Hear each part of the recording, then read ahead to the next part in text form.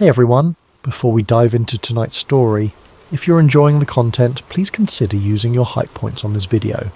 It helps the channel more than you possibly know and makes a real difference in keeping these stories coming to you.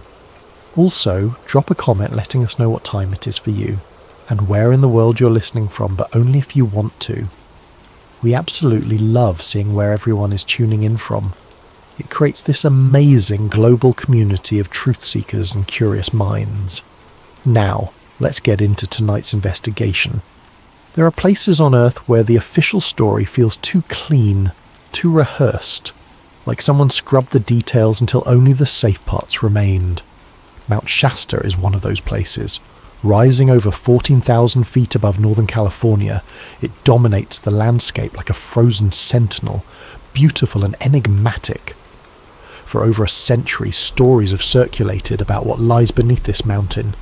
Stories of underground cities, stories of ancient civilizations, stories that get dismissed as folklore, new age fantasy, or the rambling of imaginative hikers who spent too long in thin air. But what if the dismissal is the cover-up? What if something beneath Mount Shasta forced the United States government to seal tunnels, confiscate research, and silence witnesses for nearly 90 years? This is the story of Harold Finnerty, a man who took his secrets to the grave. This is the story of his granddaughter Lila, who refused to let those secrets stay buried. And this is the story of what they found in the mountain. Something that challenges everything we think we know about human history. March 1979. The Deathbed Note. Harold Finnerty died on a grey morning in Ashland, Oregon. Heart failure, the doctor said. Quick and relatively painless for a man in his late 70s. He had lived a quiet life after retiring from the United States Geological Survey, tending a small garden, reading military history and keeping mostly to himself. His neighbours described him as polite but distant, the kind of man who never quite seemed at ease, even in his own home. His granddaughter Lila arrived 3 days after his death to help sort through his belongings. She had always been close to Harold, closer than most grandchildren manage with their grandparents. He had encouraged her curiosity, her questions, her refusal to accept simple answers to complex problems.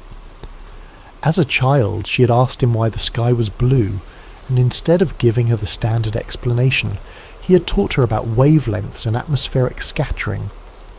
That was Harold. He never dumbed things down. The house smelled of old books and pipe tobacco. Leela moved through the room slowly, feeling the weight of absence in every corner. Harold's desk sat near the window, covered in papers and notebooks. She began sorting them into piles: financial documents, personal letters, old survey maps from his USGS days.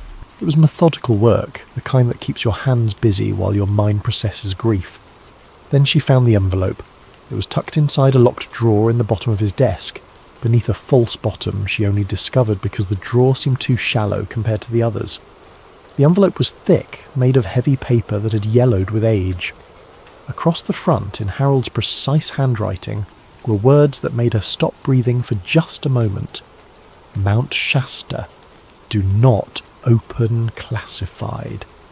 Lila sat back in the chair, holding the envelope up to the light. Her heart hammered against her ribs. Harold had worked on dozens of geological surveys during his career. She'd seen his maps before, his field notes, his careful documentation of rock formations and water tables, but she'd never seen anything marked classified. The USGS did not deal in classified material. They mapped the Earth's surface. They studied earthquakes and volcanoes. They published their findings for other scientists to review. So why would her grandfather have a sealed envelope marked with government classification warnings? She broke the seal. Inside were 3 items. The first was a hand-drawn topographic map of Mount Shasta, rendered with the kind of precision that came from decades of professional cartography. The mountain's familiar silhouette was marked with contour lines, drainage patterns, and geological features. But there was something else. On the eastern side of the mountain, below the tree line, A location was marked with a red X and labelled in small, urgent letters, Addit 7, closed 1934. The second item was a series of photographs, black and white, badly faded. They showed the interior of what looked like a tunnel or cave. The walls appeared smooth, too smooth for natural rock formations. In one photograph, a hand was pressed against the wall for scale. The texture looked almost metallic, reflective in the harsh light of the camera flash. The third item was a handwritten note on a torn piece of paper. The mountain is hollow in the wrong places. They found something in 1934. We sealed it, but it wakes. Lila read the note 3 times, trying to make sense of it. Harold's handwriting, no question. But the words felt wrong, almost panicked. Harold had been a scientist, rational to his core. He did not write about mountains waking or hollow spaces in wrong places. He wrote about basalt layers and glacial movements and tectonic activity. She was still holding the note when she heard the vehicles pull up outside. 2 black SUVs parked in front of Harold's house. 4 men in dark suits emerged, moving with the kind of coordinated efficiency that suggested military or federal training. Lila watched from the window as they approached the front door. No badges visible, no agency identification. Just 4 men who knocked once, firmly, and then waited. She opened the door. "Miss Finnerty?" The man hissed. Front was tall, late 40s, with a face that gave away nothing. "We're here to collect materials related to your grandfather's work with the United States Geological Survey. It's standard procedure when a former employee with security clearance passes away." "Security clearance?" Lila kept her voice steady. "My grandfather was a cartographer. He mapped mountains." Nevertheless, the man's expression did not change. "We need to collect his notebooks, maps, and any documents related to his survey work. It will only take a few minutes." They were inside before she could protest. They moved through Harold's house like they had done this before, opening drawers, checking shelves, moving with practiced efficiency. They took his notebooks. They took his old survey equipment. They took boxes of papers from the garage that Lila had not even opened yet. The tall man noticed her watching. "This is routine, Miss Finnerty. Nothing to be concerned about." "Then why do you need his old maps?" "Government property. Technically, any work he did while employed by the USGS belongs to the federal government. We're just reclaiming what's ours." They were gone in less than 20 minutes. Lila stood in the now ransacked house, feeling like she had just been robbed by her own government. But they had not found the envelope. It was still in her jacket pocket, pressed against her chest like a secret heartbeat. That night she spread the map and photographs across her kitchen table and began to research. If someone wanted Harold's materials badly enough to confiscate them within days of his death, then those materials contained something worth hiding. She was going to find out what. The real history, they tell us, Mount Shasta has always been a mountain wrapped in mystery. For the indigenous Karuk, Shasta and Modoc peoples, it was a sacred place, home to the Great Spirit. White settlers arriving in the mid-1800s found themselves equally drawn to the mountain's imposing presence, and soon stories began circulating about what might lie beneath its snow-covered slopes. The Lemurian legend emerged in the late 1880s. According to the story, survivors of a lost continent called Lemuria, similar to Atlantis, had fled to Mount Shasta and established an underground city called Telos. These tall, white-robed figures would occasionally emerge to purchase supplies in nearby towns, paying with gold nuggets of unusual purity. In August of 1884, the San Francisco Chronicle published an account from a prospector named J.C. Brown, who claimed to have discovered an underground city carved into the mountain, complete with gold shields, hieroglyphs, and mummified remains of beings over 8 feet tall. The story captivated readers, though Brown mysteriously vanished before he could lead an expedition back to the site. By 1904, the legend had solidified with the publication of A Dweller on Two Planets, written by Frederick Spencer Oliver. The book described advanced beings living beneath Shasta, possessing technology far beyond human capability. It became a foundational text for the New Age movement and cemented Mount Shasta's reputation as a centre of mystical activity. But here is what the legends do not tell you. Here is the part that gets buried beneath the folklore and the New Age tourism. The United States Geological Survey began heavily mapping Mount Shasta in 1925. Teams of surveyors spent months in the field, documenting every ridge, every canyon, every geological formation. They returned in 1932 for more detailed work, and then again in 1934.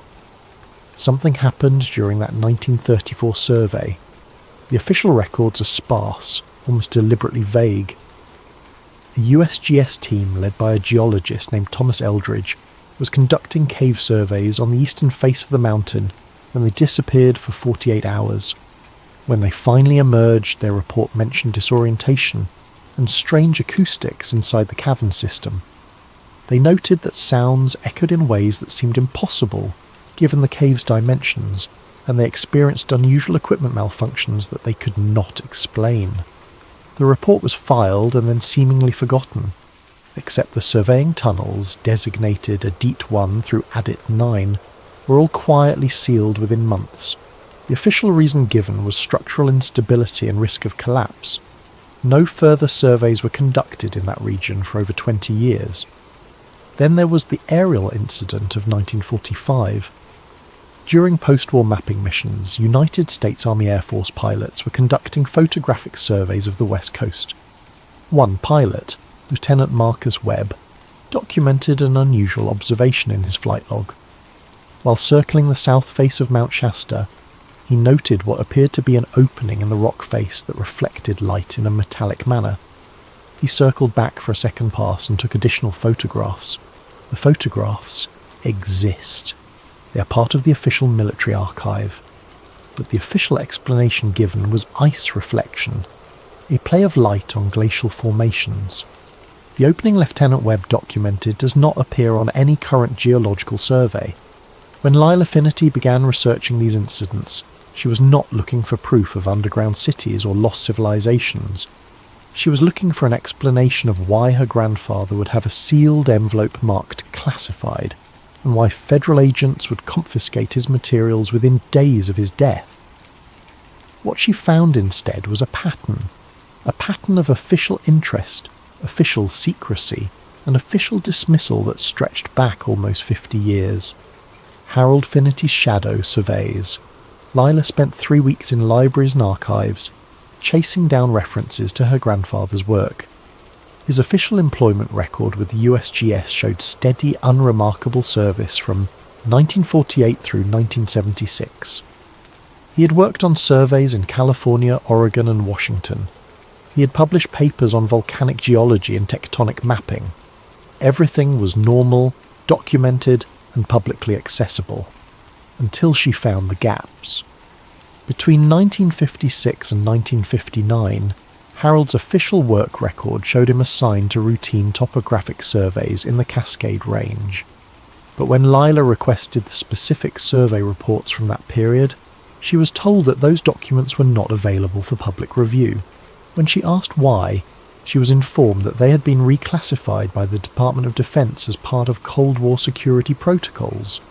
Why would basic geological surveys be classified for national security reasons? She started searching for anything Harold might have left behind that the federal agents had missed. She checked his house again, more carefully this time, looking for hiding places she might have overlooked. She found them in the garage, tucked inside the hollow leg of an old workbench. More notebooks. These were different from his official USGS field books. The pages were water-stained, the handwriting hurried, almost frantic in places. They were dated between 1956 and 1959, the exact years of the classified surveys. Lila spread them across her table and began reading. The surveys had been ordered by the United States Army Corps of Engineers, not the USGS. Harold had been temporarily assigned to a joint military-civilian team conducting what was officially described as seismic monitoring research. The Cold War was at its height. and the government was deeply concerned about detecting Soviet nuclear tests. Seismic stations were being established throughout the western United States to create an early warning network. But Harold's notes describe something else entirely. Subterranean resonance patterns inconsistent with known cave systems, he wrote on one page. Echoes suggest regular geometric spacing beneath primary cavern. On another page, thermal void pockets at depths that should not support such temperatures, heat source unknown. And then, circled in red ink, not natural. Lila felt something shift in her understanding. Her grandfather had not been mapping the surface of Mount Shasta. He had been mapping what was beneath it, and he had found something that should not exist. She kept reading. References to cyclopean geometry, a term usually reserved for massive ancient stonework like the walls of Mycenae or the temples of Malta. References to metallic signatures in soil samples. References to electromagnetic anomalies that interfered with surveying equipment. One entry from July 1958 was particularly striking. Descended into a DEET 7 with the team. The tunnel extends far beyond the 1934 seal. We broke through yesterday. The corridor beyond is not natural. The walls are too smooth. The angles are too precise. There is a smell like ozone and hot metal. The temperature rises as you descend. At the third junction, we found markings. Not native, not English, not any language we recognise. Lila stopped reading and sat back, her mind racing. Adit 7. The same designation marked on the map Harold had sealed in the envelope. There was more. Clipped to the back of one notebook was a photograph, black and white, badly faded. It showed 3 men standing in front of what looked like a tunnel entrance.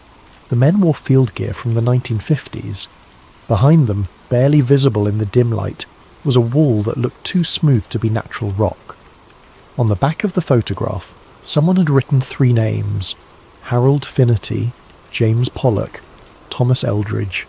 Thomas Eldridge, the same name from the 1934 USGS team that disappeared for 48 hours. Lila grabbed her laptop and started searching. Thomas Eldridge had led the 1934 survey. According to newspaper archives, he had gone missing 3 months after returning from Mount Shasta. His body was never found. The official report called it a hiking accident, though no evidence of such an accident was ever documented. All of his maps and field notes had been seized by the Department of the Interior in October 1934. 24 years later, Harold Finnerty was working with a team that included Thomas Eldridge's name on the back of a photograph. Either the man had not died in 1934, or Harold had been studying Eldridge's original work. There was one more item in the notebooks that made Lila's hands tremble as she held it. A letter Harold had written, but apparently never sent, dated June 1952. The tunnels extend far beneath the volcanic shelf. Eldridge was right. The structure is artificial. The metal is older than the strata. I do not know what we have found, but I know it should not be here. I know that every instinct in me says we should seal this and walk away. But they will not stop. They need to know what it is, and I fear what will happen when they find out. Project Shasta 2, the Cold War connection. It took Lila another month to find the binder. She discovered it in a storage unit Harold had rented under a false name, a detail she only uncovered because he had kept the key taped under the drawer of an old filing cabinet. The storage unit was in Reading, nearly 2 hours south of where Harold had lived. Inside were boxes of materials that the federal agents had missed, things Harold had clearly hidden away deliberately. The binder was labelled Shasta 2, Cold War Seismic Anomaly Study, 1957. This was not folklore. This was not conspiracy theory. This was a real government document stamped with Department of Defense insignia, complete with project codes and authorization signatures. During the 1950s, the United States government genuinely did conduct extensive seismic and geological studies on West Coast volcanoes. The official purpose was monitoring for nuclear tests, creating a network of sensors that could detect underground explosions anywhere on the planet. Mount Shasta, as one of the tallest and most geologically active peaks in the Cascades, was a natural choice for such monitoring. But the Shasta binder contained information that went far beyond seismic monitoring. The first section documented equipment malfunctions in the Shasta region.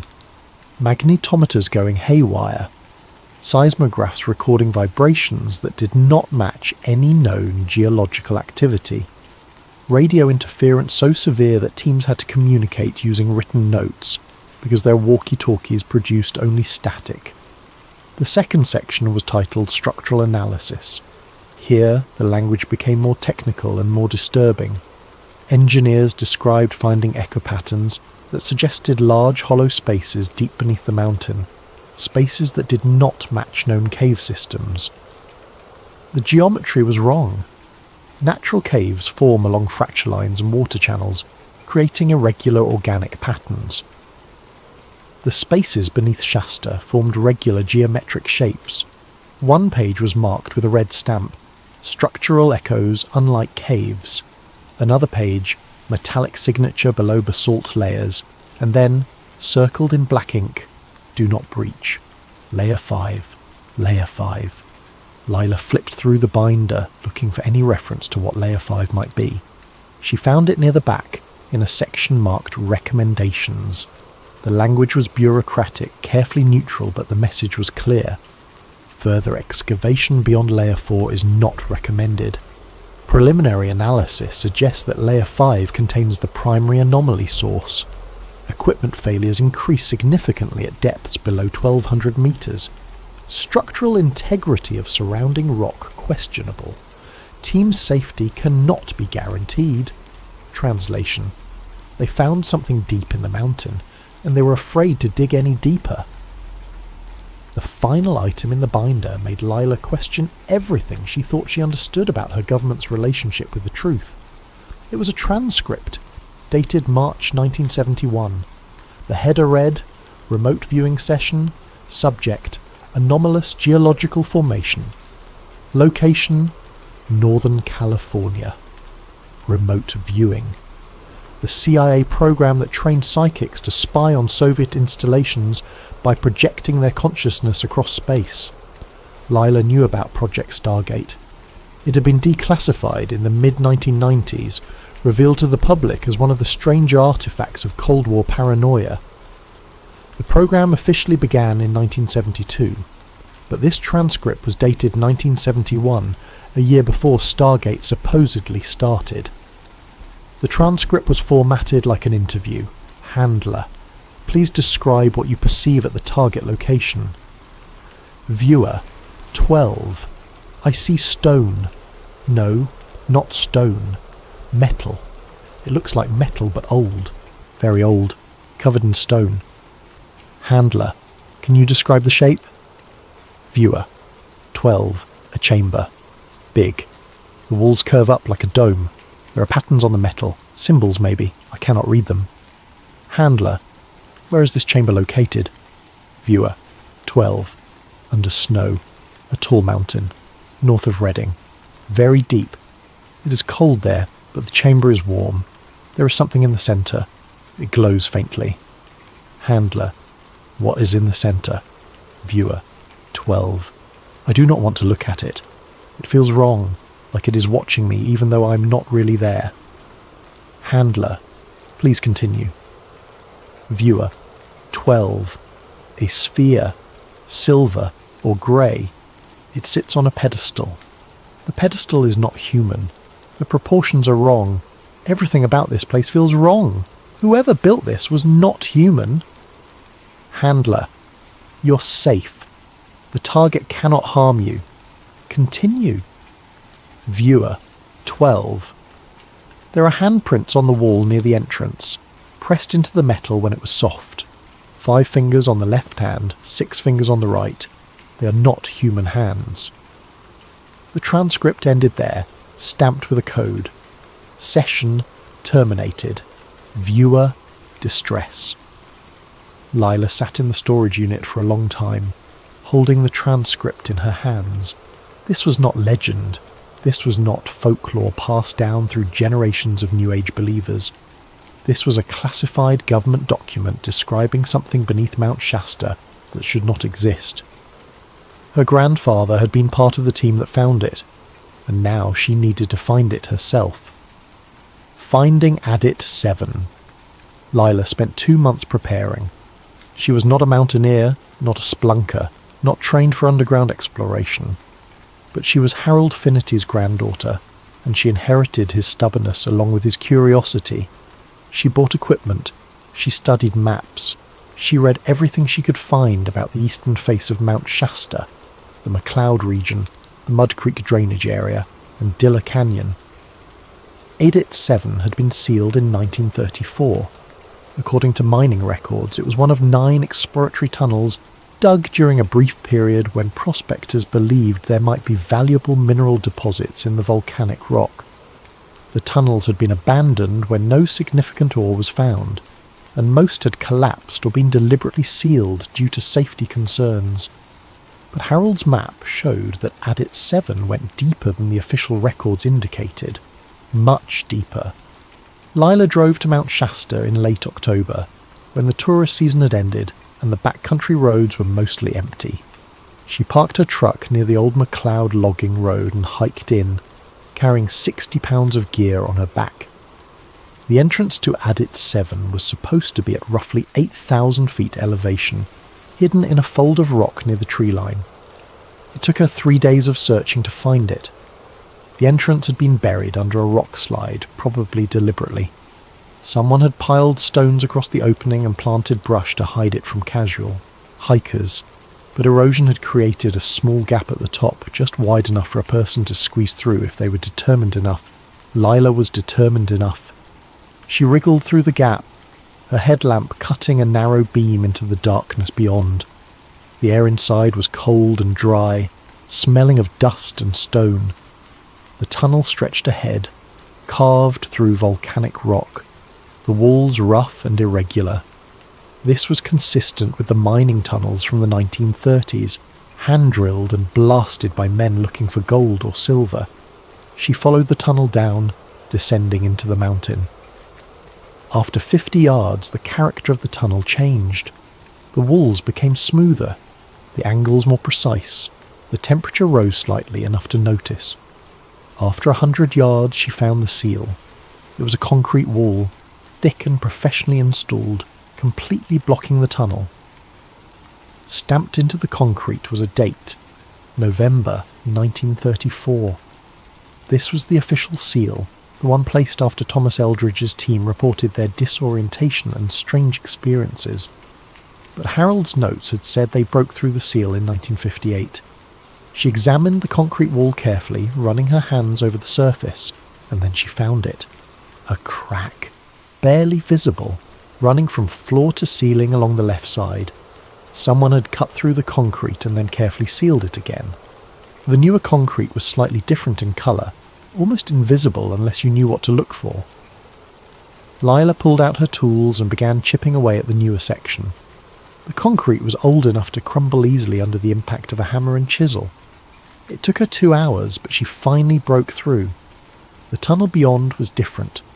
The walls were smooth, almost polished. The rock looked melted rather than carved, like something impossibly hot had bored through the volcanic stone. The floor sloped downward at a steady angle, descending deeper into the mountain. Her headlamp beam reflected strangely off the walls, creating odd patterns of light and shadow. She walked for what felt like an hour, though her watch said only 20 minutes had passed. Time felt wrong down here. Sounds felt wrong too.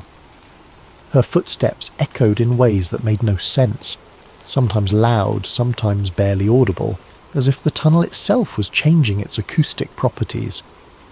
The temperature continued to rise. By the time she reached the junction, it was uncomfortably warm, like being in a greenhouse on a summer day. She checked her thermometer. 85 degrees. That made no sense. She was deep inside a mountain that had snow on its peaks. It should be near freezing, not warm enough to make her sweat. The junction split into 3 passages. The centre passage was marked with a cairn of stones deliberately placed.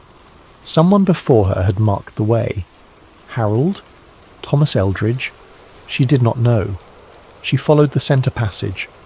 The walls here were not stone. They were metal.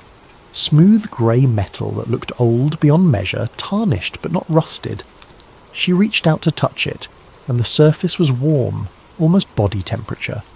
Patterns were etched into the metal, repeating geometric designs that looked almost like writing but followed no linguistic structure she recognised. This was what Harold had meant. This was what should not be here. Metal walls inside a volcanic mountain, warm to the touch, covered in symbols that predated any known language. She kept walking, and the tunnel opened into a vast chamber. The chamber beneath the mountain. The chamber was enormous. Lila's headlamp beam could not reach the far wall. The ceiling curved upward into a dome, just like Viewer 12 had described in the remote viewing transcript. The floor was made of the same grey metal, smooth and slightly warm beneath her boots. She pulled out a flashlight, a heavy-duty spotlight she had bought specifically for this expedition, and switched it on. The beam swept across the chamber, revealing its true size. It was easily 200 feet across, maybe more. The metal floor was inscribed with concentric circles, radiating outward from a central pedestal. Lila walked toward the centre, her footsteps echoing strangely in the vast space. The acoustics were wrong, just like the USGS report from 1934 had noted. Some sounds echoed loudly, bouncing off the curved walls. Other sounds were absorbed, deadened, as if the chamber itself was selectively filtering noise. Near the wall she found what the remote viewer had described. Handprints pressed into the metal, fossilised in whatever substance had been soft enough to take an impression before it hardened. The left hand had 5 fingers, the right hand had 6. The proportions were close to human, but not quite right. The fingers were longer, the palm narrower. Whoever had built this place was not human.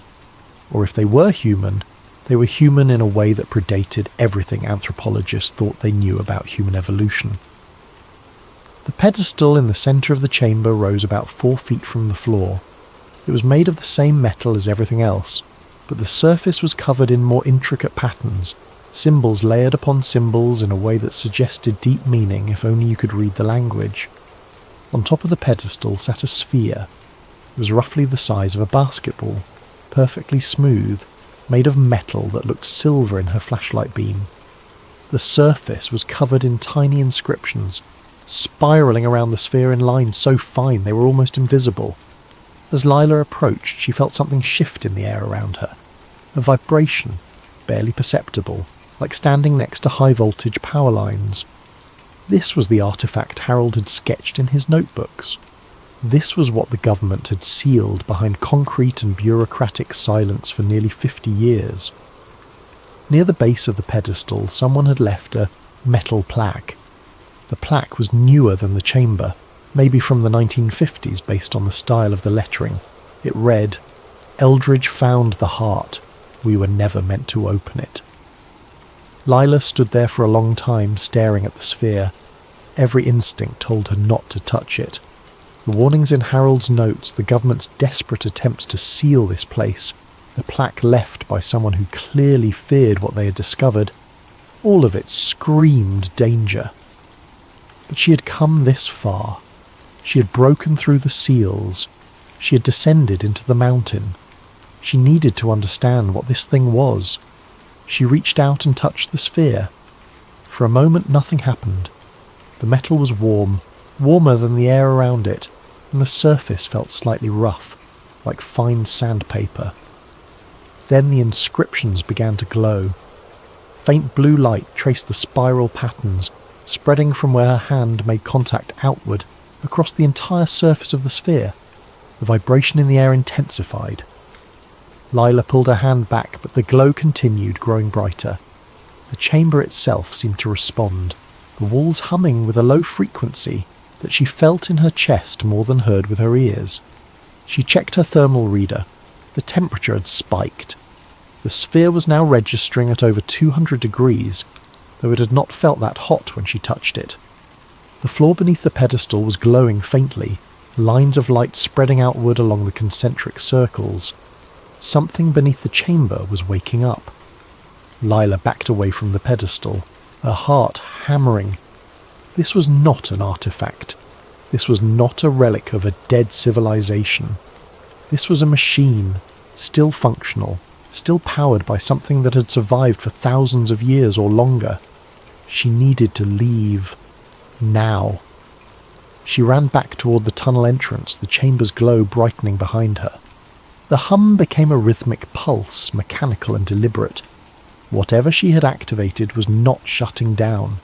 If anything, it was building towards something, a cycle that had been interrupted decades ago and was now resuming. Harold's final message. Lila made it back to her truck just as the sun was setting. Her hands were shaking so badly she could barely grip the steering wheel.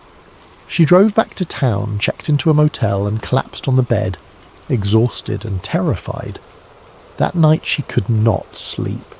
She kept hearing the hum from the chamber, that mechanical pulse that felt older than humanity itself. She kept seeing the glow spreading across the sphere, the light tracing patterns that might have been writing, or might have been something else entirely, some form of communication that humans were never meant to understand. She needed to know what Harold had thought about all this. She needed to hear his voice, his reasoning, his conclusions. She went back to the boxes of materials she'd taken from his storage unit and searched through everything one more time. She found the tape recorder buried at the bottom of a box of old survey equipment. It was an old reel-to-reel model from the 1970s, the kind Harold would have used for field notes. A single tape was still loaded on the reels. She pressed play. Harold's voice filled the room, older than she remembered, tired but clear. This is Harold Finnerty, recording on March 8th, 1979. If you are listening to this, it means I am dead, and it means you found what I have hidden. Good. Someone needs to know the truth. Someone needs to understand what we found beneath Mount Shasta. In 1958, our team broke through the seal that Eldridge's team had placed in 1934. We descended into the mountain, following tunnels that should not exist, tunnels that were not created by natural geological processes or by human mining equipment. The tunnels led us to a chamber. Inside that chamber we found evidence of a civilization that predates anything in the archaeological record. The metal is older than the rock surrounding it. Carbon dating puts the surrounding basalt at roughly 300,000 years old. The metal cannot be dated using conventional methods, but analysis of the oxidation pattern suggests it is far, far older. Millions of years, perhaps. We found a machine. Not ruins, not artifacts. An active, functional machine built by intelligences we cannot comprehend. When we activated it, we triggered something. Seismographs across Northern California recorded vibrations that did not match any known seismic activity. The vibrations came from beneath Mount Shasta, rhythmic and mechanical, like something vast was coming back to life after sleeping for eons. We sealed it again. We had to. The government ordered us to bury everything we found, to seal the chamber, and never speak of it. They were afraid, not of what the public would think, but of what the machine might do if we continued to interfere with it. But here is what they did not understand. Here is what I did not understand until years later. The machine does not need us to activate it. It wakes on its own. Every few decades, seismographs pick up those same vibrations. They are always attributed to minor earthquakes, tectonic adjustments, volcanic activity. But I know better. The machine beneath Mount Shasta is not from a lost human civilization. It is older, it is alien, and it is waiting. I do not know what it is waiting for. I do not know what it will do when it fully awakens. I only know that we were never meant to find it, and we were certainly never meant to activate it. If you have listened to this tape, if you have found my notes and my maps, please understand the weight of what I am telling you. The truth is not what you think.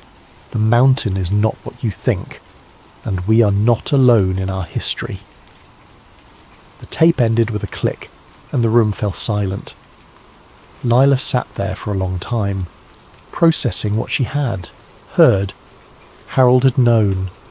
He had known for over 20 years that something was beneath the mountain, something that challenged everything humanity believed about its place in the universe and its timeline on Earth. And now she had activated it again. The cover-up arrives. Lila checked out of the motel the next morning and started driving south. She planned to go to Sacramento, maybe find a journalist or a researcher who would take her evidence seriously. She had photographs. She had Harold's notes. She had the tape recording. Someone needed to know what was beneath Mount Shasta. She made it 20 miles before she noticed the black SUVs. There were 3 of them, travelling in formation, keeping a steady distance behind her. When she sped up, they sped up. When she slowed down, they matched her pace. They were not even trying to hide their presence. Lila pulled off the highway at a rest stop. The SUVs pulled in behind her. 6 men emerged, wearing the same dark suits and expressionless faces she'd seen at Harold's house. The man in front was tall, late 40s, with cold eyes that suggested he had done this many times before. He walked up to her truck window. "Miss Finnerty, we need you to come with us." "Who are you?" "That is not relevant.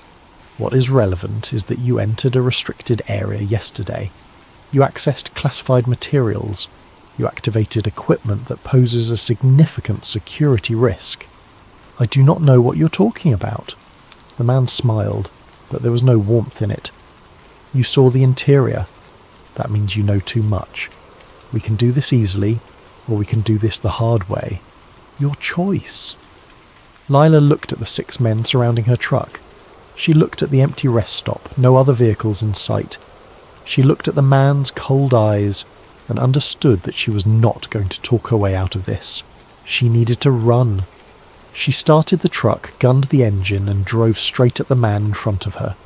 He dove aside and she swerved around the SUVs, accelerating back onto the highway. Behind her, the SUVs scrambled to follow. She drove fast, faster than she'd ever driven, weaving through traffic, taking exits at random, trying to lose them in the maze of back roads. But they stayed with her, coordinated and relentless. These were professionals. They had resources she could not match. She remembered the side tunnels. When she had explored Adit 7, she had seen other passages branching off from the main corridor. Some led deeper into the mountain. Some led back toward the surface. If she could get back to the mountain, she could lose them in the tunnels.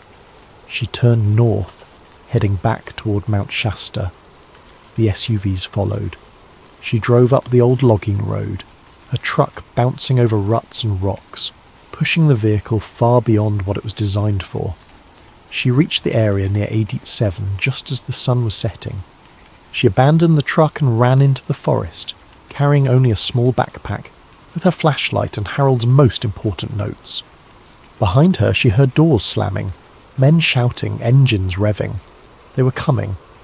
She made it to the rock slide covering Adit 7 and squeezed through the gap. Her flashlight beam cut through the darkness as she ran down the tunnel, descending into the mountain. She heard voices behind her, echoing strangely in the confined space. She ran past the broken seal, past the junction, into the smooth metal corridors that should not exist. The men were still following, but they were slowing down, cautious now. They knew what was down here. They knew it was dangerous. Lila found one of the side passages and ducked into it, switching off her flashlight. She crouched in the darkness, listening. Footsteps echoed past her hiding spot, moving toward the central chamber. Radio static crackled, voices speaking in clipped military jargon. She waited in the darkness for what felt like hours. Eventually the footsteps retreated. The voices faded.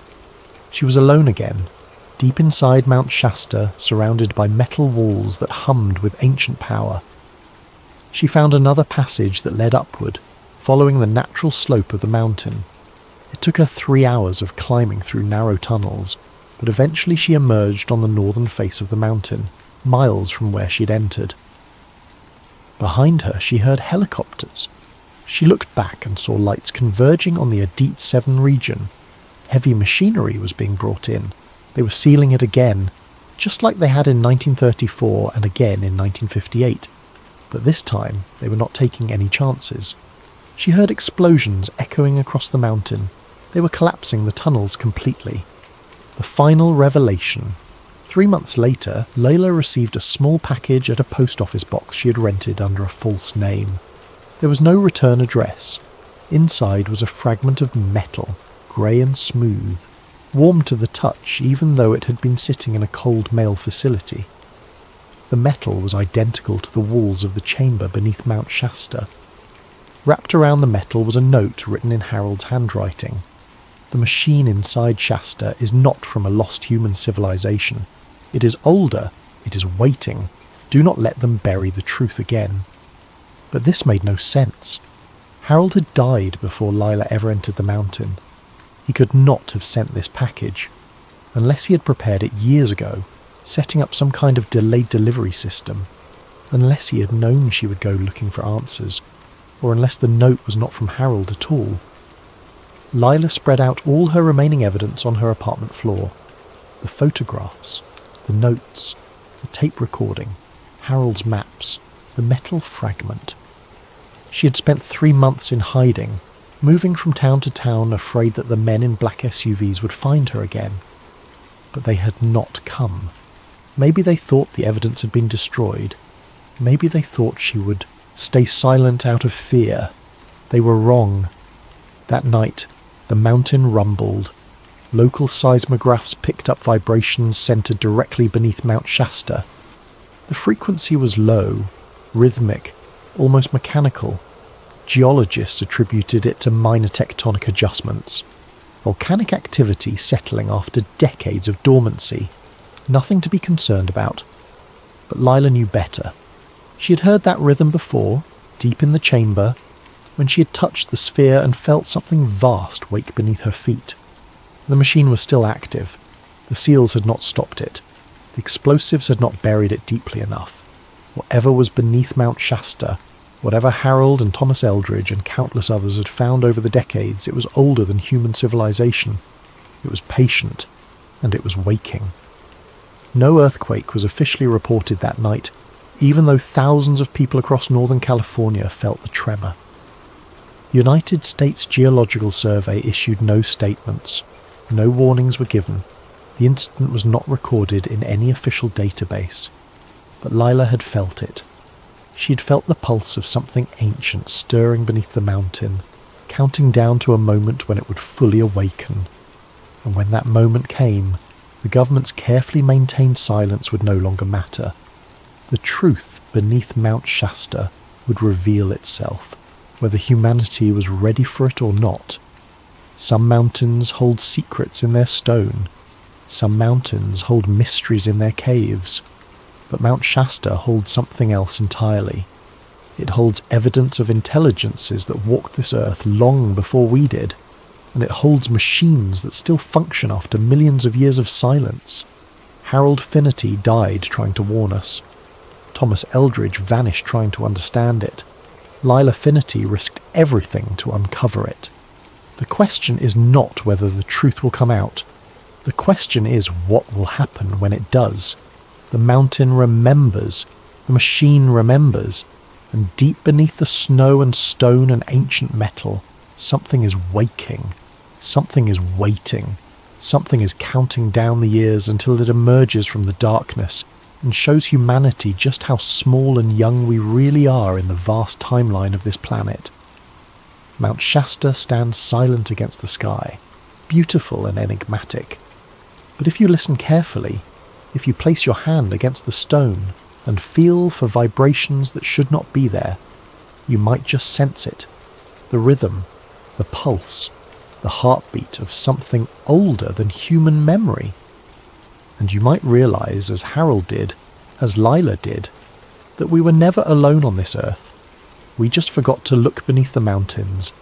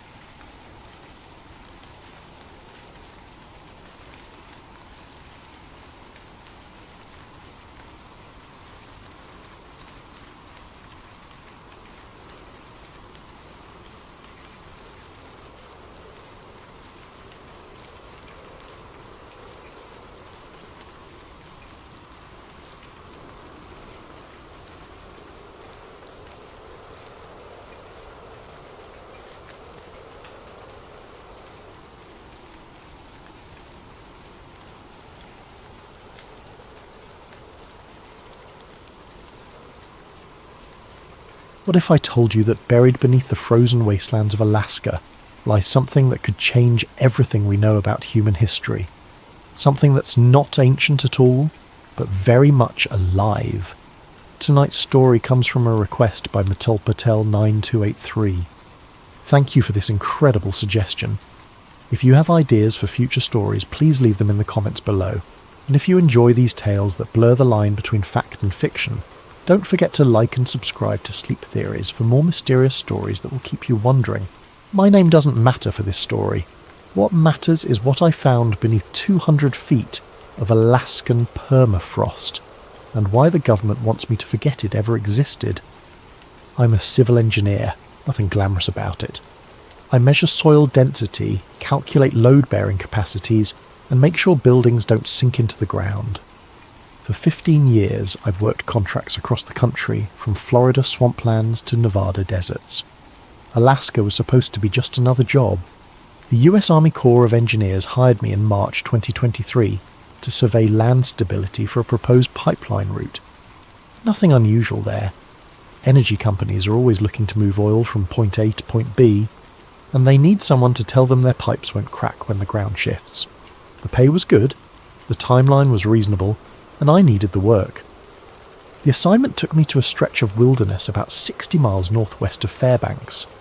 On paper, it looked simple, a 3-month survey of geological stability across a 40-mile corridor. I'd use ground-penetrating radar, seismographs and core samples to map what lay beneath the surface. Standard procedure. I should have known something was off when they gave me a satellite phone with specific instructions to check in every 12 hours. Weather can change fast up there, the project coordinator explained. We need to know you're alive. But Alaska's a dangerous place. People disappear into the wilderness all the time. It seemed reasonable. I flew into Fairbanks on a Tuesday in April, rented a heavy-duty pickup truck and loaded it with equipment. The drive to my assigned sector took 3 hours on increasingly rough roads. The last 20 miles were barely more than frozen tyre tracks cutting through endless stands of black spruce and birch. When I finally reached my starting coordinates, the silence was absolute. No wind, no animals, no aircraft overhead. Just me, my equipment, and thousands of square miles of nothing. That's when the work began, and that's when everything I thought I knew about the world started to unravel. The first week went exactly as planned. I established a base camp with a generator-powered trailer and methodically began surveying the proposed pipeline route. The ground-penetrating radar showed typical permafrost patterns, layers of ice and soil that had been frozen for millennia. My seismograph readings were clean, showing the kind of stable bedrock that pipeline engineers love to see. Core samples revealed nothing unusual. Standard Arctic soil composition with good load-bearing characteristics. I was making excellent progress. Then, on day 8, something changed. I was setting up the radar array for the morning survey when I noticed interference patterns on my display. Instead of the usual chaotic scattering that indicates rock and soil, I was seeing geometric shapes. At first I assumed it was equipment malfunction. Electronic devices can act strangely in extreme cold, and I'd been pushing my gear hard. I recalibrated the radar, replaced cables, and ran diagnostic tests. Everything checked out perfectly, but the shapes remained straight lines, perfect 90-degree angles, and beneath everything a massive triangular form with sides that extended beyond my radar's maximum penetration depth of 200 feet. I switched to the seismograph, thinking maybe sound waves would give me different data. I set off small explosive charges and measured how the shock waves travelled through the ground. Standard geological surveying technique. The results made no sense. Sound waves were reflecting off something solid and geometrically perfect about 150 feet down. The reflection pattern showed clean edges, flat surfaces, and precise angles. In nature, you don't find precise angles. Rivers meander, mountains erode into curves, and rock formations crack in random patterns. This was something else entirely. I spent the rest of that day running every test I could think of. Different frequencies, multiple angles, overlapping surveys. every single measurement confirmed the same impossible truth. There was a massive pyramid buried beneath the permafrost, and it was huge. My calculation suggested sides at least 800 feet long, significantly larger than the Great Pyramid of Giza. The depth readings indicated it was sitting on bedrock, which meant it had been built on the surface and then buried by millions of years of geological processes. Except that made no sense either. Alaska's geological history doesn't include ancient civilizations capable of megalithic construction. The entire region was under glacial ice, until relatively recently in geological terms.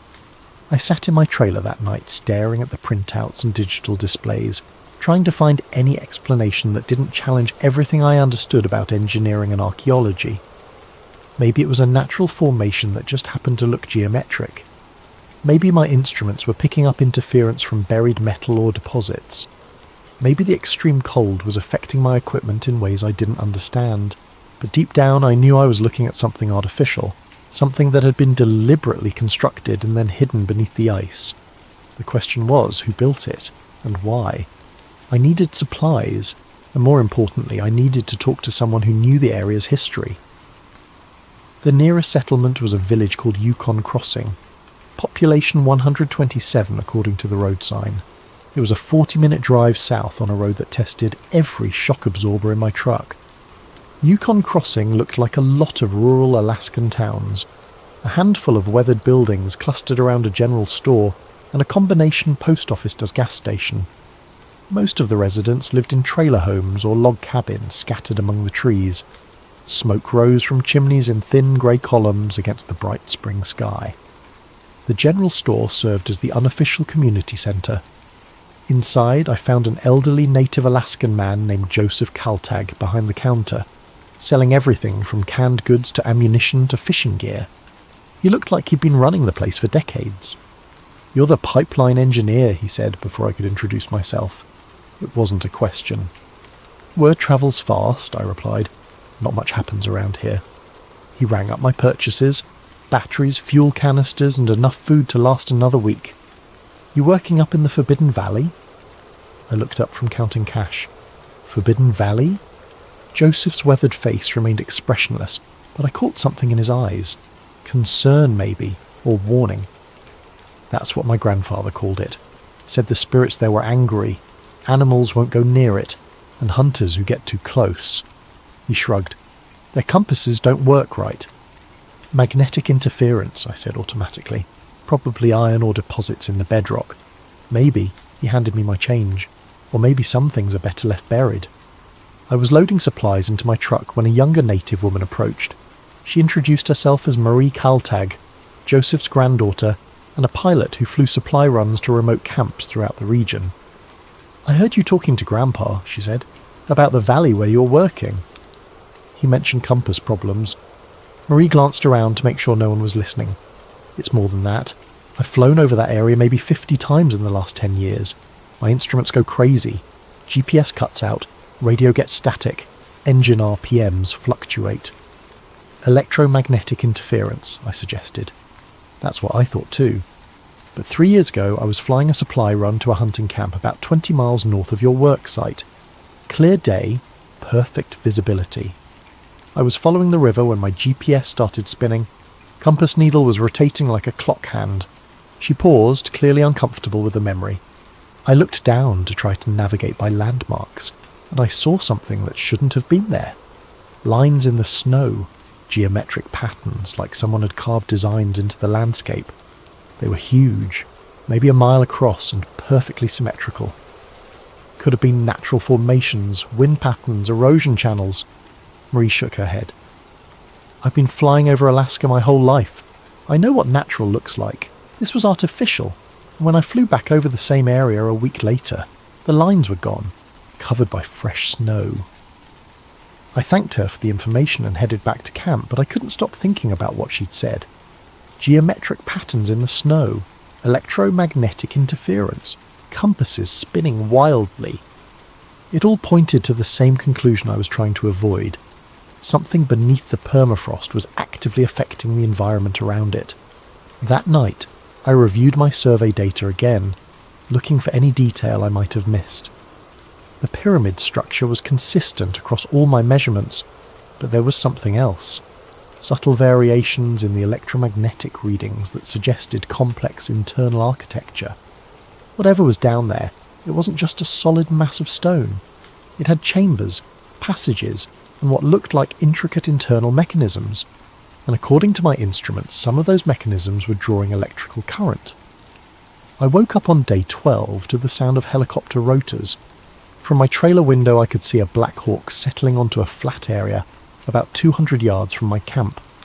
No military markings, but the aircraft had the unmistakable look of government hardware. 3 men in winter camouflage climbed out as the rotors spun down. They walked directly to my trailer with the confident stride of people who expected cooperation.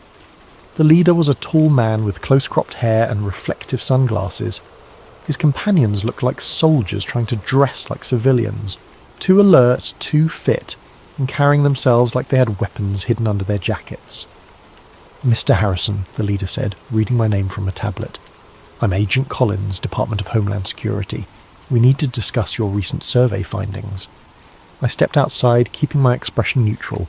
I wasn't aware DHS had jurisdiction over pipeline surveys. "We have jurisdiction over potential national security threats." Collins gestured toward my equipment array. "Your seismic activity has been flagged by our monitoring systems. We need to examine your data and confiscate any materials related to subsurface anomalies." "What subsurface anomalies?" Collins removed his sunglasses, revealing pale blue eyes that seemed to look right through me. "Mr. Harrison, we know exactly what you found down there. The question is whether you're going to cooperate voluntarily or make this difficult." I had 2 choices: hand over my data willingly or watch them take it by force. Either way, they were getting what they wanted. "The hard drives are in the trailer," I said. One of Collins' men immediately headed inside while the other began disconnecting my external monitoring equipment. They worked with practiced efficiency, clearly familiar with this type of confiscation. "How long have you known it was there?" I asked. Collins was quiet for a long moment, apparently deciding how much to tell me. "The structure first appeared on our deep scanning systems in 1992. We've been monitoring it ever since." "Appeared? You mean you discovered it in 1992? "No, Mr. Harrison. I mean it appeared in 1992. Prior to that date, our scans showed normal bedrock composition. Then something changed." The man emerging from my trailer handed Collins a bag containing my hard drives and backup storage devices. They had also taken my printed survey maps and handwritten notes. 1992, I said, thinking out loud. That's when China conducted their largest underground nuclear test. Collins' expression didn't change, but I caught a flicker of something. Surprise, maybe, that I'd made that connection. "The Lopner test was 3,800 miles away," he said. "There's no possible connection." But his tone suggested otherwise. And I remembered something from my geological studies. Seismic waves from large underground explosions can travel through the Earth's crust and trigger responses in sensitive areas thousands of miles away. What if the Chinese nuclear test had somehow activated whatever was buried beneath the Alaskan permafrost? "You're being reassigned," Collins continued, handing me an official-looking document. "Your contract has been terminated due to unforeseeable circumstances. A helicopter will arrive tomorrow morning to transport you back to Fairbanks." "What about my equipment?" "It's been contaminated by proximity to hazardous materials. Standard decontamination procedures require disposal." That was obviously a lie. There were no hazardous materials in the area. I'd have detected them during my survey. They were confiscating everything because they didn't want me to have any physical evidence of what I'd found. "One more thing," Collins said as his team prepared to leave. "You'll be required to sign a non-disclosure agreement before returning to civilian areas. The penalty for violating that agreement is 10 years in federal prison." They climbed back into their helicopter and lifted off, leaving me alone with my suddenly empty trailer and a growing certainty that I'd stumbled into something much bigger than a pipeline survey. But I still had one advantage. They thought they'd taken all my data. They were wrong. I've always been paranoid about data backup. Too many years of watching hard drives crash and taking blame for lost survey information. So I keep a small handheld GPS unit with built-in memory storage that automatically logs all my location coordinates and instrument readings. Collins and his team had missed it because it was clipped to my belt, looked like standard hiking gear and wasn't connected to my main computer systems. That night, I reviewed the stored data on the device's tiny screen. Everything was there. Coordinates, depth readings, electromagnetic measurements, and seismic mapping data. Enough information to prove that something massive and artificial was buried beneath the permafrost. But proof wasn't enough. I needed to understand what it was and why the government was so determined to keep it secret. I made a decision that probably should have gotten me killed. I was going back to the site for one final investigation. The helicopter pickup was scheduled for 8 a.m, which gave me about 6 hours of darkness to work with. I loaded basic equipment into my backpack: a handheld GPS, the digital camera, a small electromagnetic field detector, and a battery-powered radio, and hiked back to the survey area. The night was clear and bitterly cold. My breath formed ice crystals that seemed to hang in the air, and the snow crunched under my boots with sounds like breaking glass. Above me, the aurora borealis painted green curtains across the star-filled sky. I reached the coordinates where my instruments had detected the pyramid's apex. According to my calculations, I was standing directly above the structure's highest point, about 120 feet below my boots. The handheld detector immediately started showing readings. Electromagnetic activity was significantly higher than background levels, and it seemed to be increasing. The device's small screen showed wave patterns that looked almost like a heartbeat, regular pulses of energy rising and falling in consistent cycles. I took photos of the instrument readings and recorded GPS coordinates, building a digital record that I could hopefully smuggle out of Alaska. But as I worked, something strange began happening. The aurora overhead was changing. Instead of the usual flowing curtains of light, it was forming geometric patterns, straight lines and angular shapes that mirrored the underground structure. It was as if the buried pyramid was somehow influencing the electromagnetic phenomena in the upper atmosphere. That's when I felt the vibration. It started as a barely perceptible tremor in the ground, like the feeling of a distant freight train. But it quickly intensified until I could feel it in my bones, a deep, rhythmic pulsing that seemed to synchronize with the electromagnetic readings on my detector. The device's screen was flashing warnings. Energy levels were spiking far beyond anything I'd measured during my official survey. Whatever was buried down there was waking up. I started backing away from the site, but before I could get more than 50 yards, everything electronic I carried died simultaneously. The GPS unit, the detector, my digital camera, even my LED flashlight, all dead, as if something had delivered a massive electromagnetic pulse. Above me, the aurora was blazing brighter than I'd ever seen, forming complex geometric patterns that hurt to look at directly. The air itself seemed to be humming with energy, and I could feel static electricity building up on my clothing and exposed skin. Then, as suddenly as it had begun, everything stopped. The aurora faded back to normal patterns. The ground vibration ceased. The electrical sensation disappeared. I was left standing in the middle of the Alaskan wilderness in complete darkness, holding a handful of dead electronics. I stumbled back toward camp using starlight for navigation, reaching my trailer just before dawn. When I tried to start my truck, the engine turned over immediately. Apparently whatever had killed my handheld electronics hadn't affected the vehicle's more robust electrical system. But I knew what I had experienced wasn't natural. The buried pyramid wasn't just an ancient artifact or geological formation. It was some kind of active installation that could influence electromagnetic fields across a wide area. The question was, what was its purpose? The helicopter arrived exactly at 8 a.m, piloted by a civilian contractor who seemed unaware that he was participating in a government cover-up. During the flight back to Fairbanks, I signed the non-disclosure agreement Collins had mentioned, legally binding myself to remain silent about my discoveries. But signing the paper didn't erase my memory, and it didn't eliminate the data I'd managed to keep hidden. I flew back to Seattle that afternoon and spent the next 2 weeks trying to return to normal life.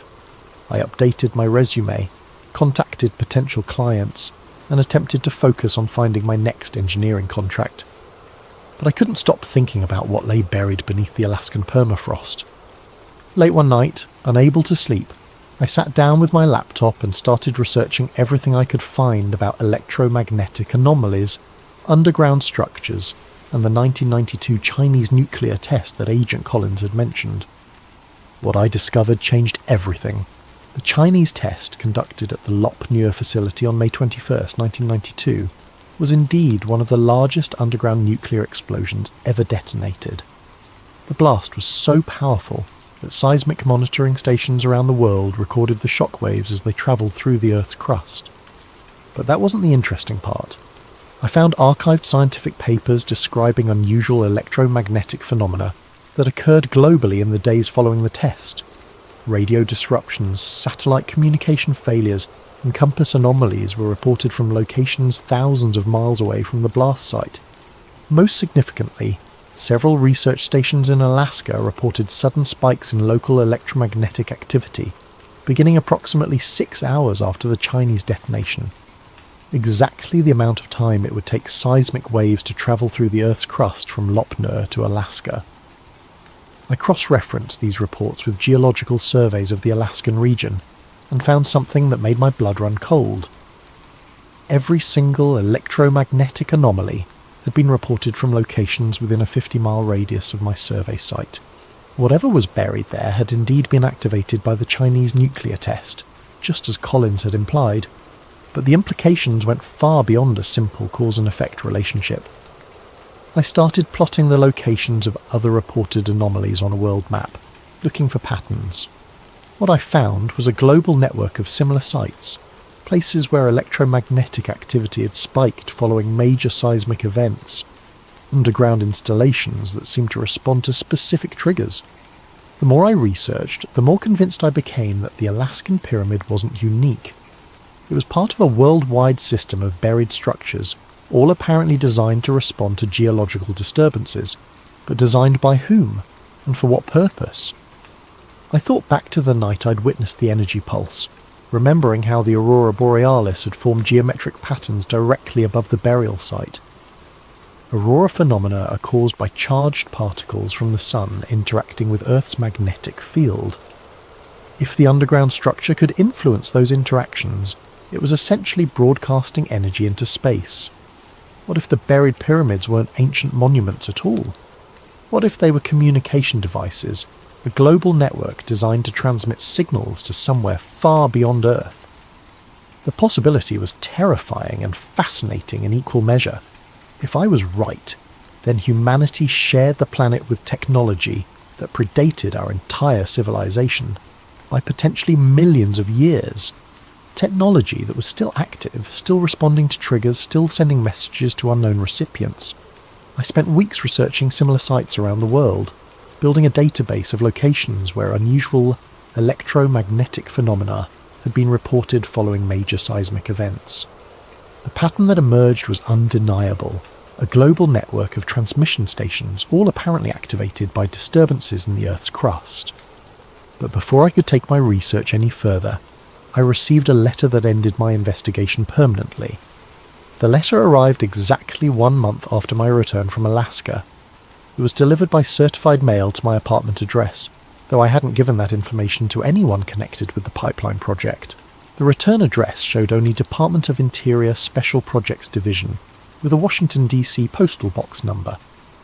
Inside was a single page of official letterhead containing a brief message.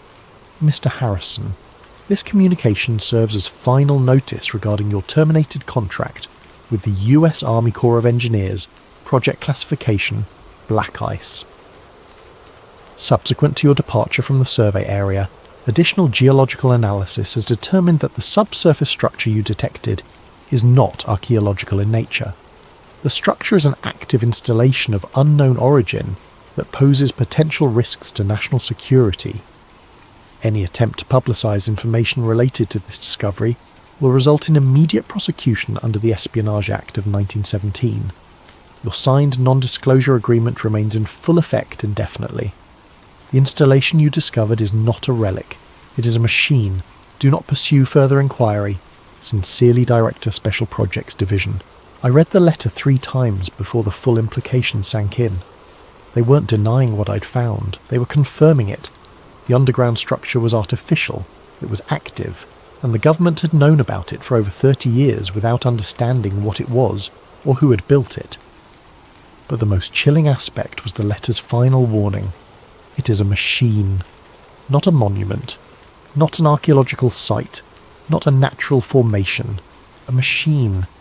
I thought about the energy pulse I'd witnessed, the geometric patterns in the aurora, the electromagnetic signals that seemed to respond to seismic events around the world.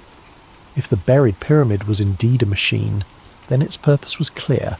It was designed to detect and respond to geological disturbances by transmitting signals into space. The question remained, signals to whom?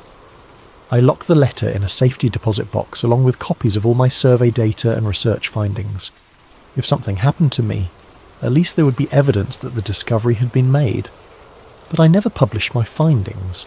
I never contacted journalists or researchers or anyone else who might be interested in the truth about what lay beneath the Alaskan permafrost, because I realised that some knowledge carries a price too high to pay. If there really was a global network of alien communication devices buried beneath our feet, broadcasting our planet's geological status to unknown recipients in space, then humanity was living on borrowed time. We were tenants on a world that belonged to someone else, someone who had installed monitoring equipment long before our species existed. The machines weren't dormant relics of an ancient civilization. They were active components of a surveillance system that was still operational after millions of years. And every earthquake, every volcanic eruption, every nuclear test was sending updates to whoever had built them. I returned to my normal life as a civil engineer, taking contracts that kept me far from Alaska and far from any situation that might uncover similar installations. I told myself that ignorance was safer than knowledge, that some secrets were better left buried. But sometimes, late at night when I can't sleep, I think about that machine humming beneath the permafrost. I wonder if it's still transmitting. I wonder who's listening, and I wonder what they plan to do when they decide we've learned too much about the world we think we own. For 6 months, I managed to convince myself that forgetting was possible. I took contracts in familiar territories, building inspections in suburban developments, soil analysis for shopping mall construction, routine work that involved nothing more mysterious than concrete and rebar. Then the dream started. At first they were just fragments, flashes of geometric light, the sound of deep humming that seemed to vibrate through my bones, the sensation of standing on solid ground while everything around me pulsed with invisible energy. I'd wake up with my heart racing and a metallic taste in my mouth as if I'd been breathing electrified air. But the dreams became more vivid as weeks passed. I began seeing the pyramid not from above, as I had during my survey, but from within. Vast chambers carved from black stone that absorbed light rather than reflecting it. Corridors that stretched beyond the reach of any illumination, filled with the constant sound of machinery that had been running for millennia. In these dreams, I wasn't alone. Shadowy figures moved through the passages, tall, elongated forms that seemed more like geometric projections than living beings. They moved with purpose, tending to controls and displays that covered the walls in intricate patterns of light and symbol.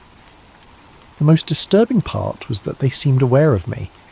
In the dreams, they would pause their activities and turn toward me with attention that felt like cold judgment.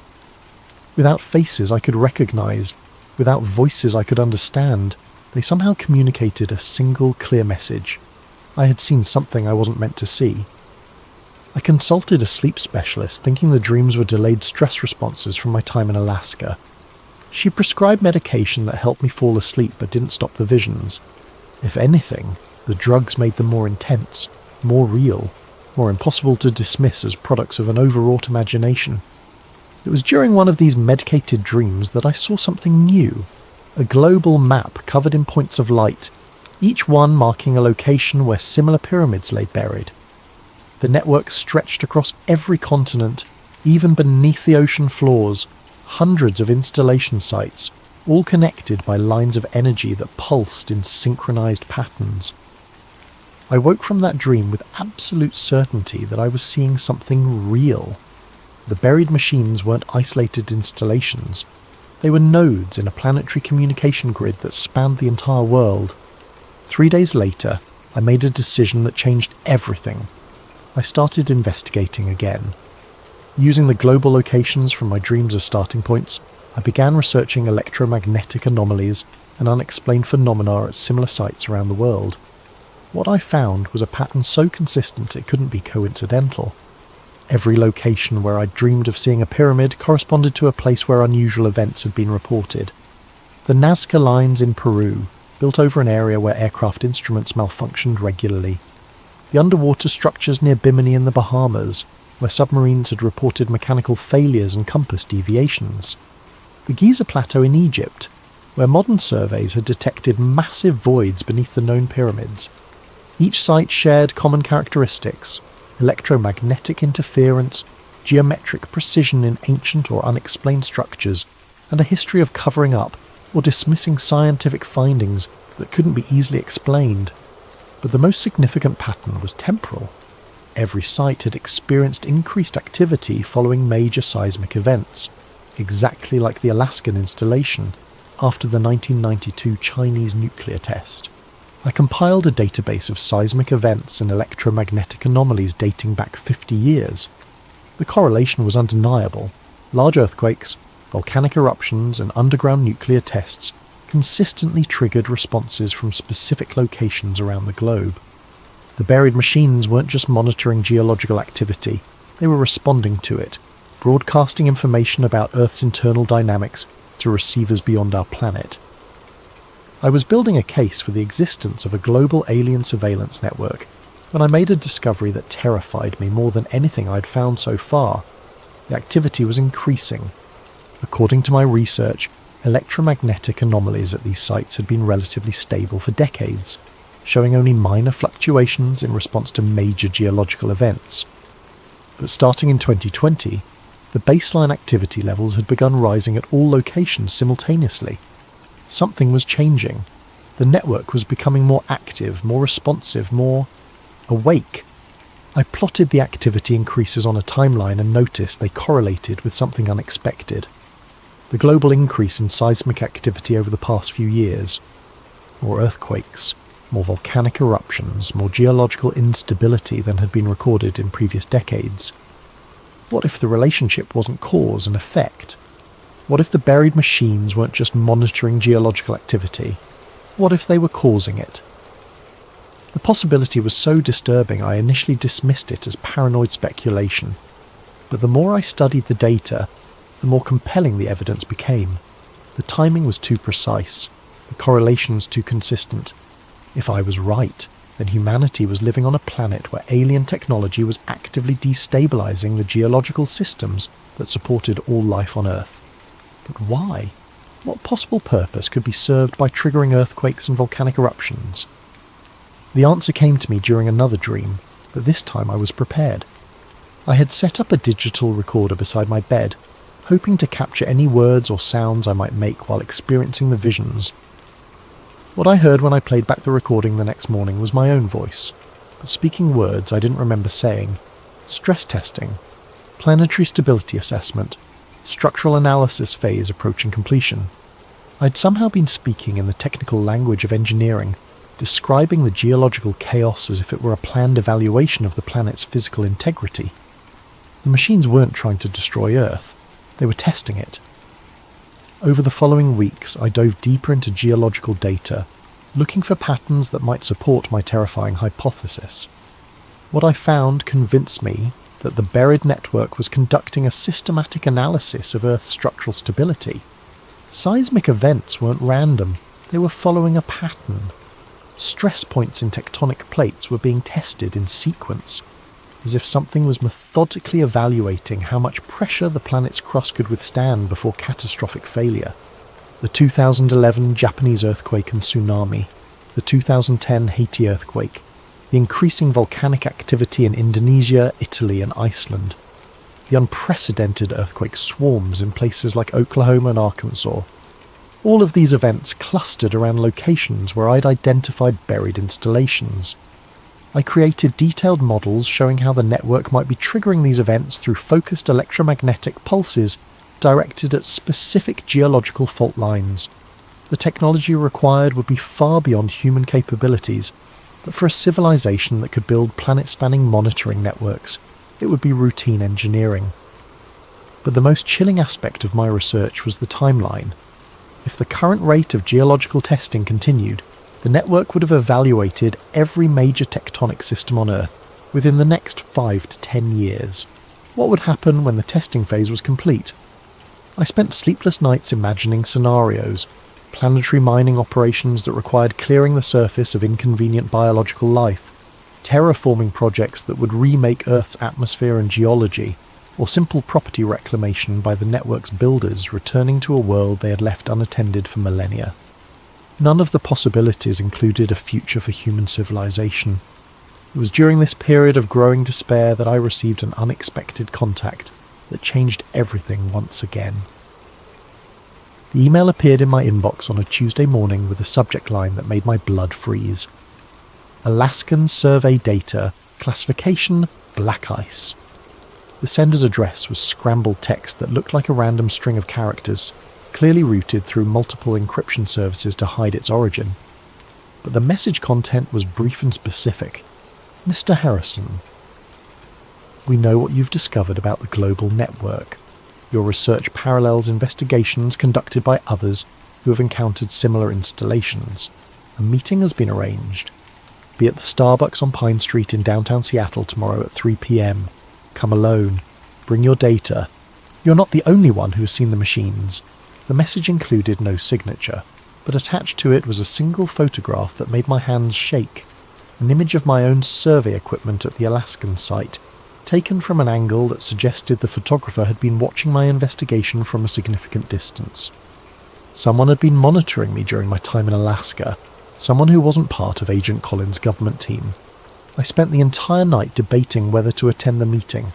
It could be a trap, government agents trying to identify how much I knew and what evidence I still possessed. Or it could be exactly what it claimed. Contact with others who had discovered the truth about the buried network. In the end, curiosity won over caution. I needed to know if I was really alone in this knowledge, or if there were others working to understand the threat humanity was facing. The Starbucks was crowded with the usual mix of students, business people and remote workers when I arrived at exactly 3 p.m. I ordered coffee and found a table near the back, trying to identify anyone who might be waiting for me. At 3:15, a woman in her 50s approached my table. She had greying hair pulled back in a practical ponytail, wore field clothing that suggested outdoor work, and carried herself with the confident posture of someone accustomed to physical challenges. "Mr. Harrison," she extended her hand. "I'm Catherine Webb. I think we need to talk." She sat down across from me and immediately began speaking in low, urgent tones. "I'm a marine archaeologist. 3 years ago, I was leading a deep-sea survey off the coast of Bermuda, when my team discovered an underwater structure that shouldn't exist. Geometric, massive, and actively generating electromagnetic fields that interfered with our equipment. She opened a tablet and showed me sonar images that looked remarkably similar to my ground-penetrating radar data from Alaska. A pyramid-shaped structure, perfectly symmetrical, sitting on the ocean floor at a depth of nearly a mile. When we tried to publish our findings, the research was classified and our funding was terminated. Sound familiar? I nodded, unable to speak. Catherine continued, but I kept investigating privately.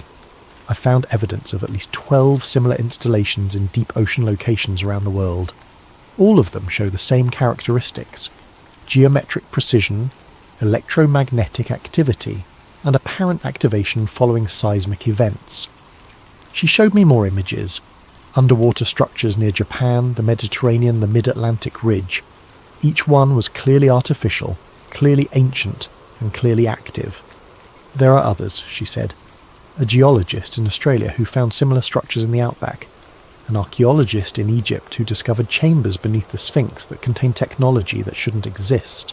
A seismologist in Chile who documented electromagnetic pulses preceding earthquake activity. How many others? We've identified 17 researchers worldwide who have encountered installations or phenomena that appear to be part of the same network. Most have been silenced through official pressure, funding cuts, or career destruction. A few have simply disappeared. Catherine leaned closer, her voice dropping to barely above a whisper. But some of us have continued working in secret. We've been sharing data, building a comprehensive picture of what we're dealing with. And what are we dealing with? A global surveillance and control system that's been operating for thousands of years, possibly millions. The installations aren't just monitoring Earth, they're managing it, controlling geological processes, atmospheric composition, even biological evolution through environmental manipulation. The implications hit me like a physical blow. We're not alone on this planet. We never have been. The question is whether humanity developed naturally, or whether we're the result of controlled biological development guided by whoever built the network. Catherine showed me more data, archaeological evidence of genetic bottlenecks in human evolution that corresponded to periods of unusual geological activity, atmospheric changes that seemed to follow patterns rather than random climate variation, even extinction events that appeared to have been artificially triggered. The network has been shaping Earth's development for millions of years, she said. Every mass extinction, every ice age, every major evolutionary leap has been guided by the installations. But why? What's the purpose? Catherine's expression was grim. We think Earth is being prepared for something. The stress testing you've documented, the increasing seismic activity, the atmospheric changes, it all points to final preparations for some kind of major transition. Transition to what? We don't know, but based on the escalating activity levels, we estimate it will begin within the next few years. She handed me a secure phone with an encrypted communication app. If you want to help us understand what we're facing, this will put you in contact with the others. We're working to decode transmissions from the installations to map the complete network, and to find some way to predict what's coming. What if we can't stop it? Catherine was quiet for a long moment. Then at least humanity will know the truth before the end. Over the following months, I became part of an underground network of researchers from around the world. Using encrypted communications and careful operational security, we shared data, theories, and discoveries about the installations that had consumed our professional lives. What emerged from our collective research was a picture of Earth that challenged everything humanity believed about our planet and our place in the universe. The installation network was vast. Over 300 confirmed sites across all continents and ocean floors. Each site contained structures of identical design but varying scale, all built from materials that didn't match any known geological formations. The construction showed evidence of technology far beyond human capabilities, with precision that exceeded our best modern engineering. But the most significant discovery came from Dr. Yuki Tanaka, a linguist and cryptographer in Japan who'd been analysing electromagnetic transmissions intercepted from the installations. The transmissions weren't random energy pulses, they were coded communications in a mathematical language that described Earth's physical and biological status in incredible detail. Real-time reports on atmospheric composition, geological stability, ocean chemistry, magnetic field fluctuations and biological diversity levels. More disturbing were the projections embedded in the transmissions, mathematical models showing how Earth systems would respond to various environmental stresses, including massive geological disruptions, atmospheric changes and population adjustments. The network was continuously updating these models based on data from the stress testing we documented. Each earthquake, each volcanic eruption, each environmental change provided new information that refined the projections, and all of the models pointed to the same conclusion: a massive intervention scheduled to begin when current biological systems reached predetermined stress thresholds. We were approaching those thresholds rapidly. Climate change, resource depletion, ecological collapse, and social instability were all being monitored by the network. But rather than random consequences of human activity, they appeared to be planned phases in a managed transition process. Humanity hadn't created the environmental crisis. We were living through the final stages of a controlled experiment that had been running for thousands of years. The realization was overwhelming. Every environmental disaster, every resource shortage, Every social conflict was part of a planned sequence designed to bring Earth's biological systems to a specific end state. But what would replace them? The answer came from an unexpected source: my dreams. As I became more deeply involved with the research network, my nighttime visions became more detailed and informative. I was seeing not just the installations, but the purpose they served. The geometric beings I encountered in the dreams weren't aliens. They were artificial intelligences, created by the network's builders to manage Earth's transition through automated systems. The real builders were gone, had been gone for millions of years, but they had left behind a planetary management system designed to prepare Earth for their eventual return. The stress testing, the environmental manipulation, the biological management. It was all preparation for recolonization by a species that had left Earth eons ago and was now ready to reclaim it. But sometimes, late at night when I can't sleep, I think about that machine humming beneath the permafrost. I wonder if it's still transmitting. I wonder who's listening. And I wonder what they plan to do when they decide we've learned too much about the world we think we own. Because now I know the truth. We are temporary occupants of a world that has always belonged to someone else. The installations beneath our feet are counting down to a transition that will remake Earth according to specifications we cannot understand for purposes we cannot imagine. The truth is out there, buried beneath the ice in places like Alaska, waiting for the next contractor or surveyor or accidental discoverer to stumble across it. When that happens, and it will happen eventually, I hope they're wiser than I was. I hope they don't go back for one final look in the darkness, because some machines are better left undisturbed, and some signals are better left unsent. But the signals are being sent anyway, carrying reports of a planet ready for reclamation by its original inhabitants. The countdown has begun, and we are running out of time to understand what we're facing, or to find a way to survive what's coming.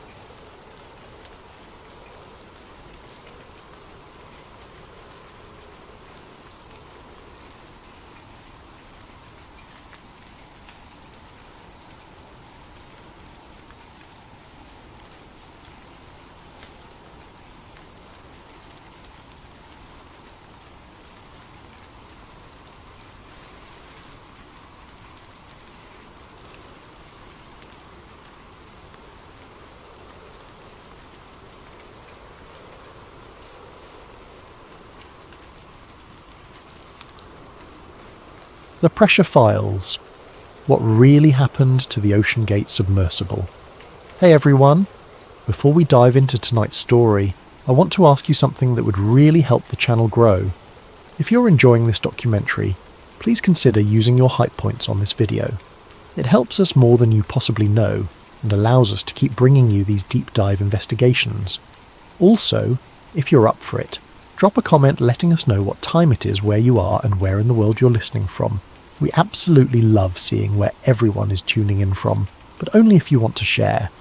Now let's get into tonight's investigation. A massive thank you to Vortex and Scarlet Widow for submitting this idea.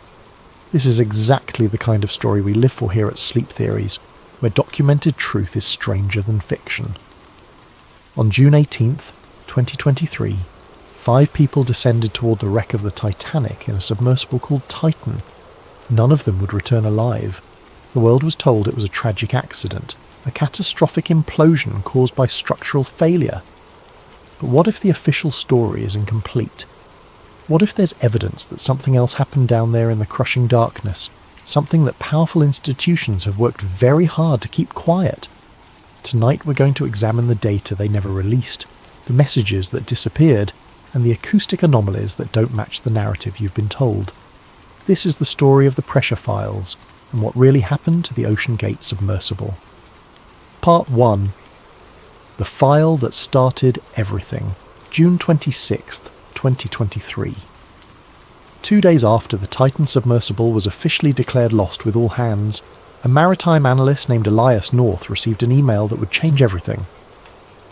Elias wasn't a household name, but in the tight-knit world of deep-sea exploration and maritime safety analysis, he was respected.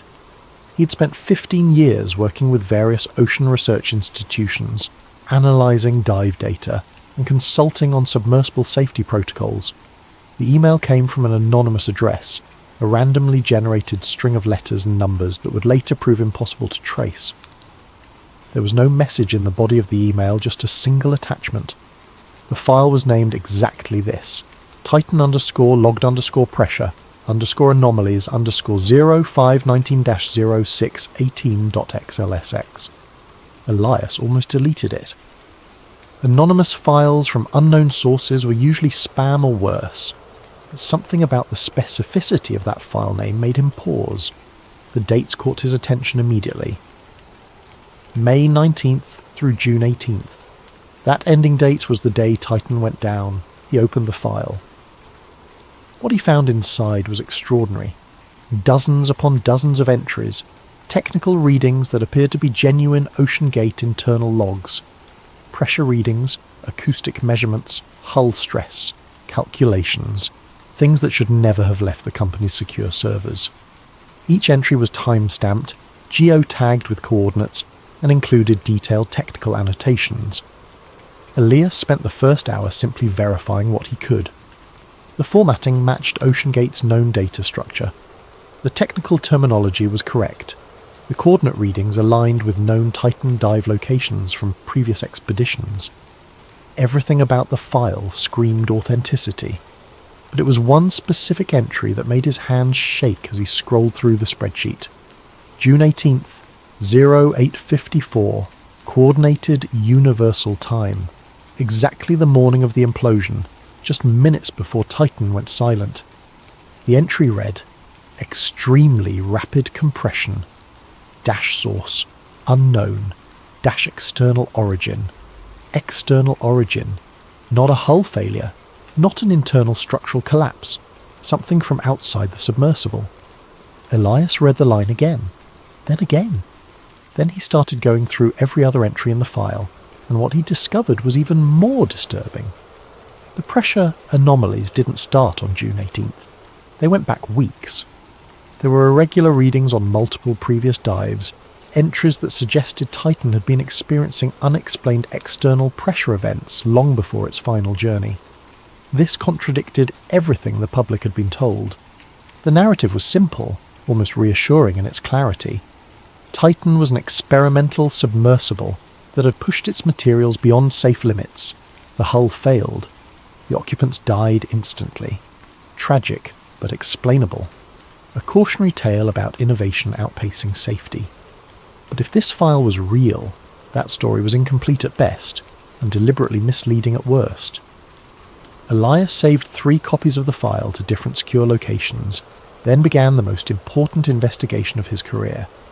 He had no idea that within weeks he would become one of the most sought after and simultaneously invisible figures in the deep-sea exploration community. And he definitely didn't know that powerful forces were already aware of what he'd received. Part 2. The Real Timeline. Before we go further into what Elias discovered, we need to establish the facts, the undisputed events that everyone agrees happened. Because the conspiracy here isn't about inventing fiction. It's about the spaces between the official facts, the gaps where uncomfortable questions live. Ocean Gate Expeditions was founded in 2009 by Stockton Rush and others. The company's mission was to make deep-sea exploration more accessible, to create submersibles that could take tourists and researchers to depths that had previously been accessible only to military or government-funded operations. It was an ambitious, even noble goal. The Titan itself was an unusual submersible. Unlike traditional designs that used heavy titanium spheres, Titan's passenger hull was made from carbon fibre and titanium. This made it lighter, and theoretically capable of faster descents and ascents. But carbon fibre behaves differently under repeated pressure cycling than titanium. It doesn't fail gradually. When it fails catastrophically. Titan began making dives to the Titanic wreck site starting in 2021. The RMS Titanic rests at approximately 3,800 metres below the surface, about 2.5 miles down. At that depth, the pressure is roughly 375 times what we experience at sea level. Every square inch of surface area experiences thousands of pounds of force. The dive that ended in tragedy launched on June 18th, 2023. Aboard were 5 people: Stockton Rush, the CEO of OceanGate and the pilot; Hamish Harding, a British businessman and adventurer; Shahzada Dawood and his son Suleiman Dawood, a Pakistani businessman and his 19-year-old son; and Paul-Henri Nargiole, a French deep-sea explorer who had visited the Titanic wreck more than 30 times. Titan lost contact with its support ship, the Polar Prince, 1 hour and 45 minutes into its descent. The last communication was a routine status message, then nothing. What followed was a massive search and rescue operation. Ships and aircraft from multiple nations converged on the area. The world watched and hoped. For days there was the possibility, however slim, that Titan was intact somewhere on the ocean floor, its occupants alive but unable to communicate. On June 22nd, debris was found near the Titanic wreck site. The pattern of the debris made it clear what had happened. Catastrophic implosion. The pressure hull had failed, and the implosion would have been instantaneous. The occupants would not have suffered. They would have died faster than their nervous systems could even register pain. Then came the detail that made Elias's anonymous file so significant. On June 28th, the United States Navy confirmed something remarkable. Their underwater acoustic monitoring system had detected what they called anomalous acoustic signatures at the time Titan went silent. In other words, the Navy had heard the implosion happen in real time. They'd known for days that Titan was lost, but they hadn't said anything publicly, supposedly to avoid compromising classified monitoring capabilities. That acoustic signature would become crucial to Elias's investigation. Part 3. The logs don't lie. Elias spent the next week doing something unusual for someone who received an anonymous leak. He tried to disprove it. He looked for any evidence that the file was fabricated, that someone had created an elaborate hoax. He contacted former OceanGate contractors through carefully worded inquiries that didn't reveal what he had. He cross-referenced the technical data with publicly available information about Titan specifications. Everything checked out. More disturbing, some of the technical details in the file matched, things that had never been made public. Specific serial numbers for sensors, internal code designations for monitoring systems, the kind of information that only someone with direct access to OceanGate's systems would know. The pressure anomalies painted a disturbing picture. The file showed that Titan had experienced unexplained external pressure events on at least 6 separate occasions over the 3 weeks leading up to the final dive. These weren't the normal, gradual pressure increases you'd expect during descent. These were sudden spikes, moments where the external pressure on the hull increased dramatically for a few seconds, then returned to expected levels. On June 3rd, during a dive that had been publicly reported as successful, the log showed a pressure spike at 2,000 meters depth. The annotation read, "External percussion event dash source unidentified dash no damage observed." On June 9th, another spike, this time at 3,000 meters. Hull stress monitors registered readings that should have caused alarms, but apparently didn't. On June 14th, 4 days before the final dive, the most significant pre-disaster event occurred. At 3,500 meters, Titan experienced what the log described as lateral compression. Not pressure from above, which would be normal, not pressure equally distributed, which the hull was designed for. Pressure from the side, as if something had struck or pressed against the hull. The annotation on that entry was chilling. Microfracture, detected in aft hull segment dash, dive aborted dash returned to surface for inspection. Dash fracture could not be visually confirmed. Dash dive cleared for continuation. They knew something was wrong. They detected damage, but they couldn't see it, so they continued operations. Elias began reaching out to people who might be able to help him understand what he was seeing. He contacted metallurgists, pressure system experts, and acoustic engineers. He framed his questions carefully, presenting the data as hypothetical scenarios. What could cause sudden external pressure spikes at depth? What could create lateral compression on a submersible hull? The answers he got were troubling. Multiple experts told him the same thing. In the open ocean, at those depths, there's nothing that should create those kinds of pressure anomalies. The pressure at depth is immense, but it's also constant and predictable. It doesn't spike. It doesn't come from unexpected angles, unless something else is down there. A large object moving past the submersible? Possibly, if it were large enough and moving fast enough. But what moves at that speed at nearly 4,000 meters depth? A sudden current? Unlikely to create the patterns he was seeing. An underwater landslide or methane bubble release? The geology of the Titanic wreck site didn't support that explanation. That left options that no one wanted to say out loud. An undisclosed military vessel, an unknown geological phenomenon, or something else entirely. Part 4. The messages they didn't release public reporting established that Titan communicated with its surface support ship through text messages. This wasn't unusual for submersibles. Voice communication at those depths is difficult and often unreliable. Text messages sent through acoustic modems are more dependable. What the public was told was that Titan's last message was routine, a status update, everything normal. Then silence. But Elias's file contained something else, references to messages that never appeared in any official timeline. 6 messages that, according to the logs, were sent from Titan on June 18th.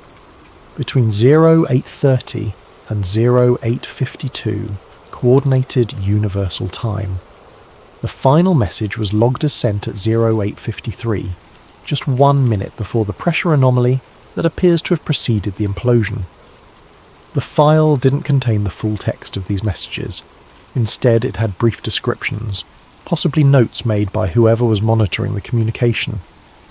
Elias spent days trying to track down anyone who might have access to the actual message logs. What he pieced together was fragmentary, but deeply unsettling. 0832. Message references visual distortion outside viewport. Description includes the phrase shimmering distortions and request for confirmation of expected visual phenomena at depth. 0837. Message mentions acoustic anomalies, described as metallic impacts not originating from hull stress or normal operational sounds. 0841. Request for sonar scan of surrounding area. Specific mention of possible object below current position. 0845. Query about whether another submersible is operating in the area. 0850. Request for immediate surface contact with Expedition Coordinator Nargiolet's previous dive data from the same location. 0853. Partial message, not fully transmitted. Begins with phrase, is there another, then nothing. At 0854, the extreme pressure anomaly. By 0856, Titan had ceased all communication and, according to Navy acoustic data, had imploded. What's extraordinary about these messages isn't just their content, it's that they were never mentioned in any official investigation summary, any press briefing, or any public statement. If they existed, they were deleted or suppressed. If they didn't exist, then why were they referenced in logs that otherwise proved to be completely accurate? Elias tried to approach this logically. Maybe the messages were routine and just not deemed relevant. Maybe they were communication tests. Maybe there was a mundane explanation. But he kept coming back to that June 18th entry at 0845. Query about whether another submersible is operating in the area. Why would Titan ask that question? What did they see or detect that made them think there was another vessel nearby? Part 5. The sounds. Nobody explained. The search for Titan captured global attention for days. Ships and aircraft searched the surface. Remotely operated vehicles searched the depths. And the whole time, acoustic monitoring equipment listened for any sign of the missing submersible. On June 20th, 2 days after Titan went missing, a Canadian P-3 Poseidon aircraft dropped sonobuoys into the search area. These devices float on the surface and extend hydrophones deep into the water to listen for sounds. Multiple sonobuoys detected what search coordinators described as banging noises at 30-minute intervals. This gave hope. Banging noises meant someone alive, trying to signal their location. The search intensified around the areas where the sounds were detected, but later analysis complicated the story. The banging sounds, it turned out, could have been anything. Underwater sounds travel in strange ways, reflecting and refracting, sometimes appearing to come from locations far from their actual source. Marine life, shifting metal on the ocean floor, even the search ships themselves could have created the sounds. The official position eventually became that the sounds were probably not related to Titan at all. Just acoustic artifacts of a noisy ocean environment. Elias's investigation revealed a different story. Through contacts he'd developed in the acoustic analysis community, Elias obtained copies of the actual sonobuoy recordings. Not the official summaries, not the press briefing descriptions, but the raw audio files and their technical analysis. What he found was extraordinary. The sounds detected on June 20th were not random. They occurred in patterns, every 30 minutes as reported. But the pattern was too regular, too mechanical. Human banging, even desperate human banging, would have variations in timing, in intensity, in rhythm. These sounds had none of that. They were metronomic, precise. More significant spectral analysis of the sounds showed frequency components that didn't match impacts on titanium or carbon fibre. The sounds had characteristics more consistent with sonar pings, specifically active sonar reflecting off a hard surface. In other words, something was down there using sonar, and whatever it wasn't Titan. Elias consulted with a retired naval acoustic technician named Marcus Webb, a man who'd spent 25 years listening to submarine sounds for the United States Navy. Webb lived in a small coastal town in Maine, and he agreed to meet Elias only after extensive vetting and assurances of anonymity. Webb analysed the recordings Elias had obtained. His conclusion was unequivocal. "This is active sonar," Webb told him. "Low frequency, high power, the kind of signature you get from a large object probably moving. And here's the thing that should concern you. I've heard a lot of sonar in my career. Russian submarines, Chinese submarines, our own boats, research vessels, you name it. This doesn't match anything in my reference library. The pulse structure is wrong. The frequency modulation is wrong. It's like someone built a sonar system that works on principles just slightly different from everyone else's." Elias asked the obvious question. Could it be classified military technology? Something we don't know about? Webb shrugged. Could be, but we're talking about the Titanic wreck site. That location isn't strategically important. There's no reason for any military to be operating experimental sonar systems there, unless they were looking for something specific. Like what? That's the question you should be asking. What's down there worth looking for? Part 6. The Navy's incomplete story.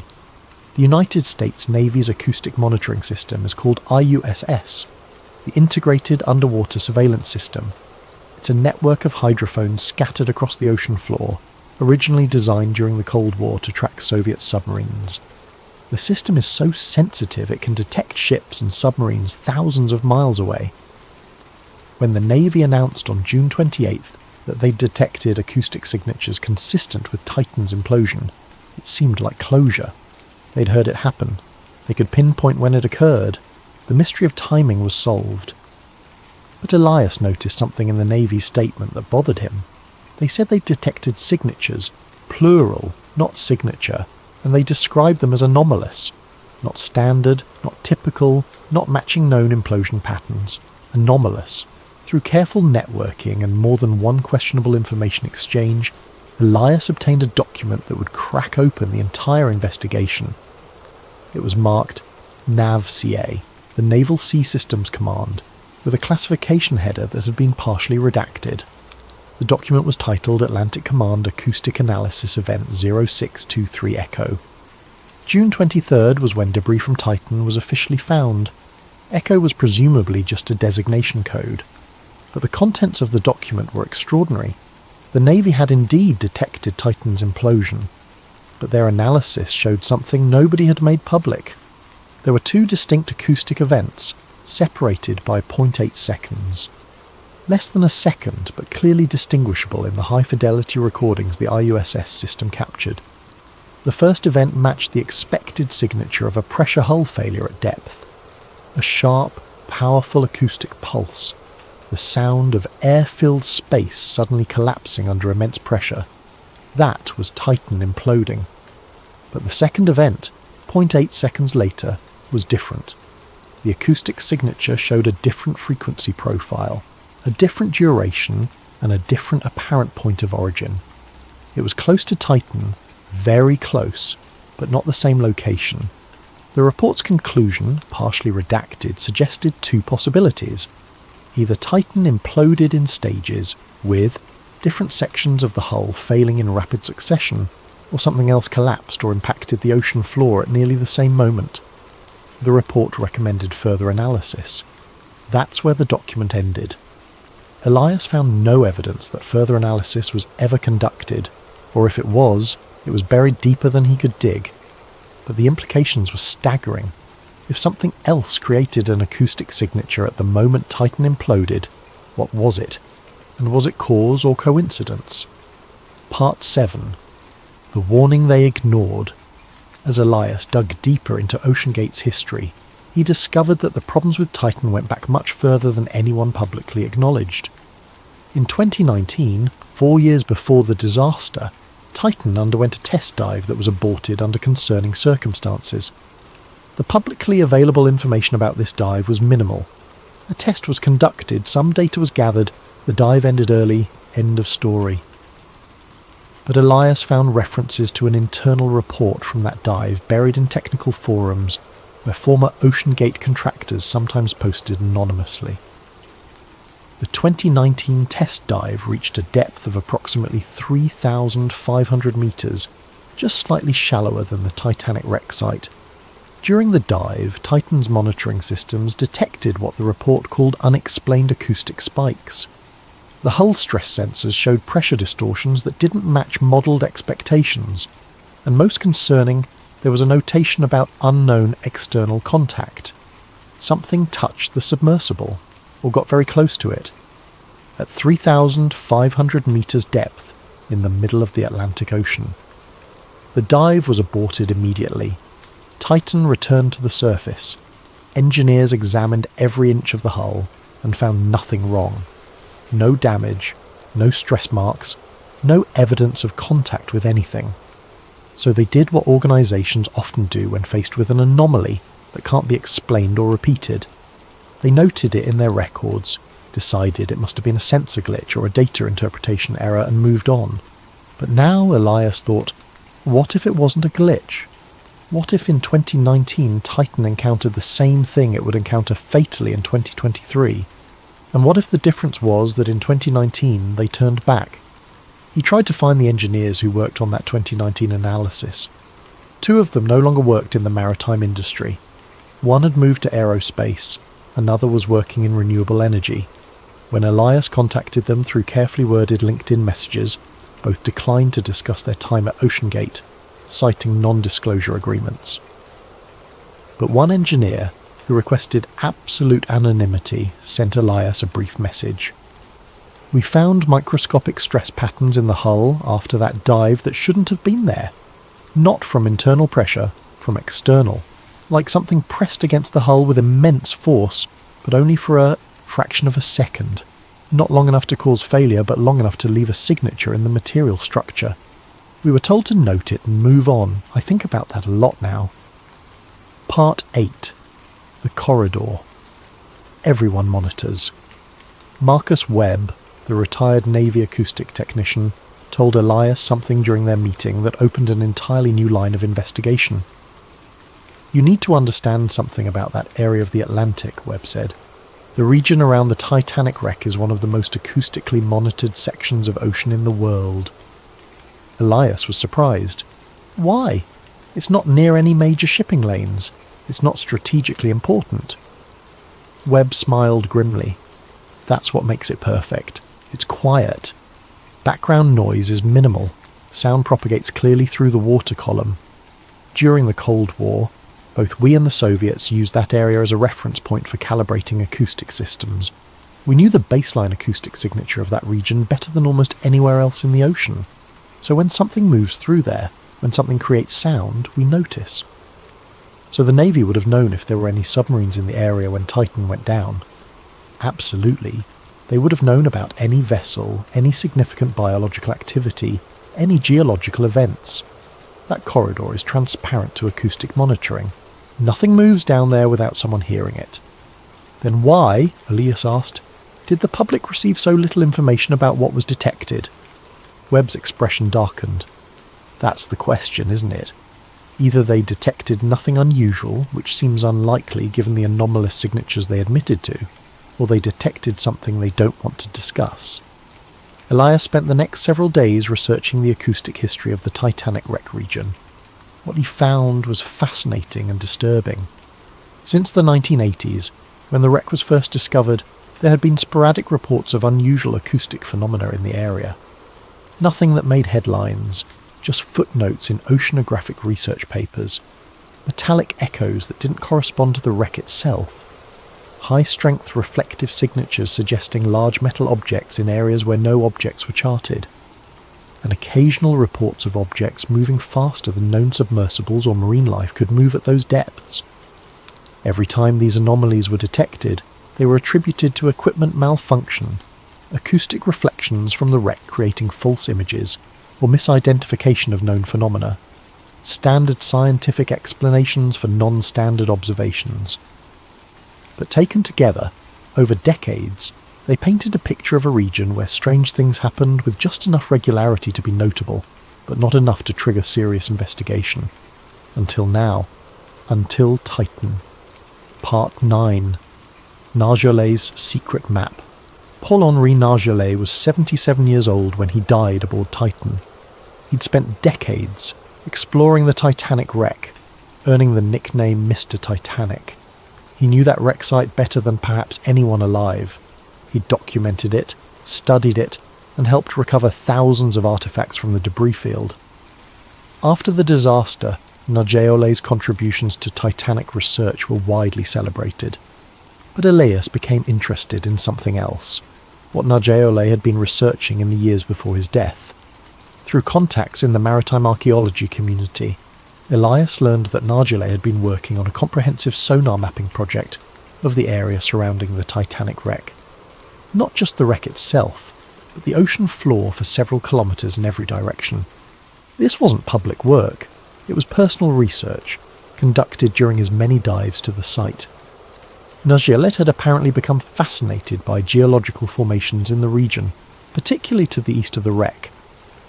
Elias managed to speak with a French oceanographer who had collaborated with Nargeolet on some projects. The oceanographer, who spoke on condition of anonymity, told Elias something remarkable. Paul found something unusual about 2 kilometres east of the Titanic, the oceanographer said. He showed me sonar images from one of his dives in 2021. There was a structure on the ocean floor that didn't match the surrounding geology. Very straight edges, almost geometric. Paul was fascinated by it. He called it Site Z. Just a designation he made up. He wanted to do a proper survey of it, but there was never time during the official Titanic dives. What did he think it was? Elias asked. He didn't speculate much. Paul was very careful about that. But he said the formation had anomalous geometry. That was his phrase. He thought it might be an unusual geological feature, possibly a rock formation shaped by ancient currents. But he also said the angles were too precise for natural formation. He wanted to investigate further. Elias felt a chill. Do you know if the Titan dive on June 18th was planning to visit Site Z? The oceanographer paused. "I don't know for certain, but Paul mentioned to me in May that he was hoping to finally get a close look at the structure. He said this might be his last season diving at those depths, and he wanted to see it before he stopped." Elias tried to obtain Nageole's sonar maps. He contacted archives, research institutions, and personal associates. What he discovered was frustrating. Nageole's personal research materials had been collected by his family and were not available for review. Requests through official channels were politely declined. But Elias did find something, a presentation Nageole had given at a small maritime conference in 2022. The presentation was about advanced sonar techniques for wreck site mapping. Most of it was technical, but there was one slide near the end that caught Elias's attention. It showed a sonar image, high resolution, of the ocean floor. In the centre of the image was a formation that looked nothing like the surrounding sediment and rock. It was angular, with straight edges and what appeared to be right-angle corners. The slide had minimal text, just a location designation. 41 degrees, 43 minutes north, 49 degrees, 56 minutes west. Elias checked those coordinates, approximately 1,600 metres east of the Titanic wreck. Site Z. Part 10, the deviation. Nobody mentioned. Titan's descent on June 18th should have been routine. Straight down to the Titanic wreck site, perhaps a slight adjustment for currents, but essentially a vertical descent to a precise location. Using publicly available data about the last known position of Titan's support ship and the known location of the Titanic wreck, Elias began reconstructing the submersible's dive path. He factored in typical current patterns for that region and time of year, the known drift rate of objects descending at the speed Titan would have been travelling, and the established protocols OceanGate used for approaching the wreck site. What he found was subtle but significant. Based on the timing of Titan's last communication and the location where debris was eventually found, the submersible appeared to have deviated from the standard approach path. Not dramatically, but noticeably. The deviation was to the east, towards Site Z. Elias couldn't prove that Titan intentionally headed toward the anomalous formation Nageole had been studying. The deviation could have been caused by currents, by a navigation adjustment, by any number of mundane factors. But the direction and magnitude of the deviation were consistent with a course change designed to bring Titan within visual range of coordinates, located 1,600 metres east of the Titanic. More significant, this deviation was not mentioned in any official briefing or investigation summary that Elias could find. The public narrative was that Titan was descending directly to the Titanic when it imploded, but the debris field location suggested otherwise. Why wasn't this mentioned? It could be simple oversight. In the chaos of the investigation and the tragedy of the loss, a minor course deviation might not have seemed important. But to Elias, it suggested something else. If Titan was approaching Site Z, and if that's where something went wrong, then acknowledging the deviation would raise questions about what they were doing there and what they might have found. Part 11. The structure beneath the wreck. Elias needed better data about what was actually on the ocean floor at Site Z. Sonar images from Nageole's presentation were provocative, but not conclusive. He needed to know if other researchers had detected the same anomaly. This led him to the archives of the Woods Hole Oceanographic Institution, one of the premier deep ocean research organisations in the world. Woods Hole had been involved in finding the Titanic wreck in 1985 and had conducted numerous surveys of the area in subsequent years. Elias submitted a Freedom of Information Act request for historical sonar data from the Titanic wreck region. Months passed with no response. He followed up repeatedly. Finally, he received a package containing digital files of sonar surveys conducted in the late 1990s. What he found in those surveys was extraordinary.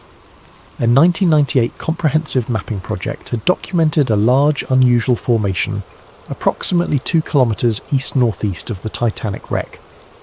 The formation was described in technical notes as an unidentified seafloor feature, designated Feature 17B. The sonar images showed a structure with distinctly geometric characteristics. It appeared triangular in plan view. with edges that were remarkably straight given the chaotic nature of natural ocean floor formations.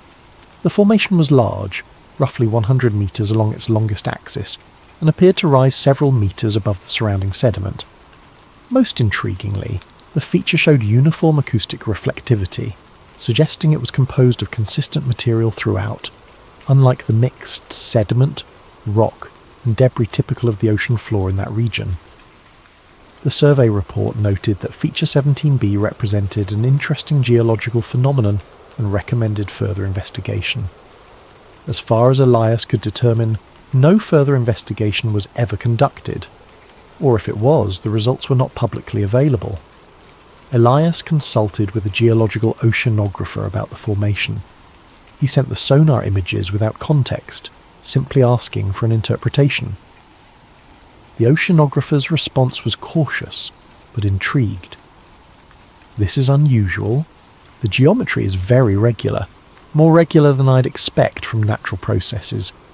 It could be a rock formation that's been shaped by currents over millennia, but those edges are remarkably straight.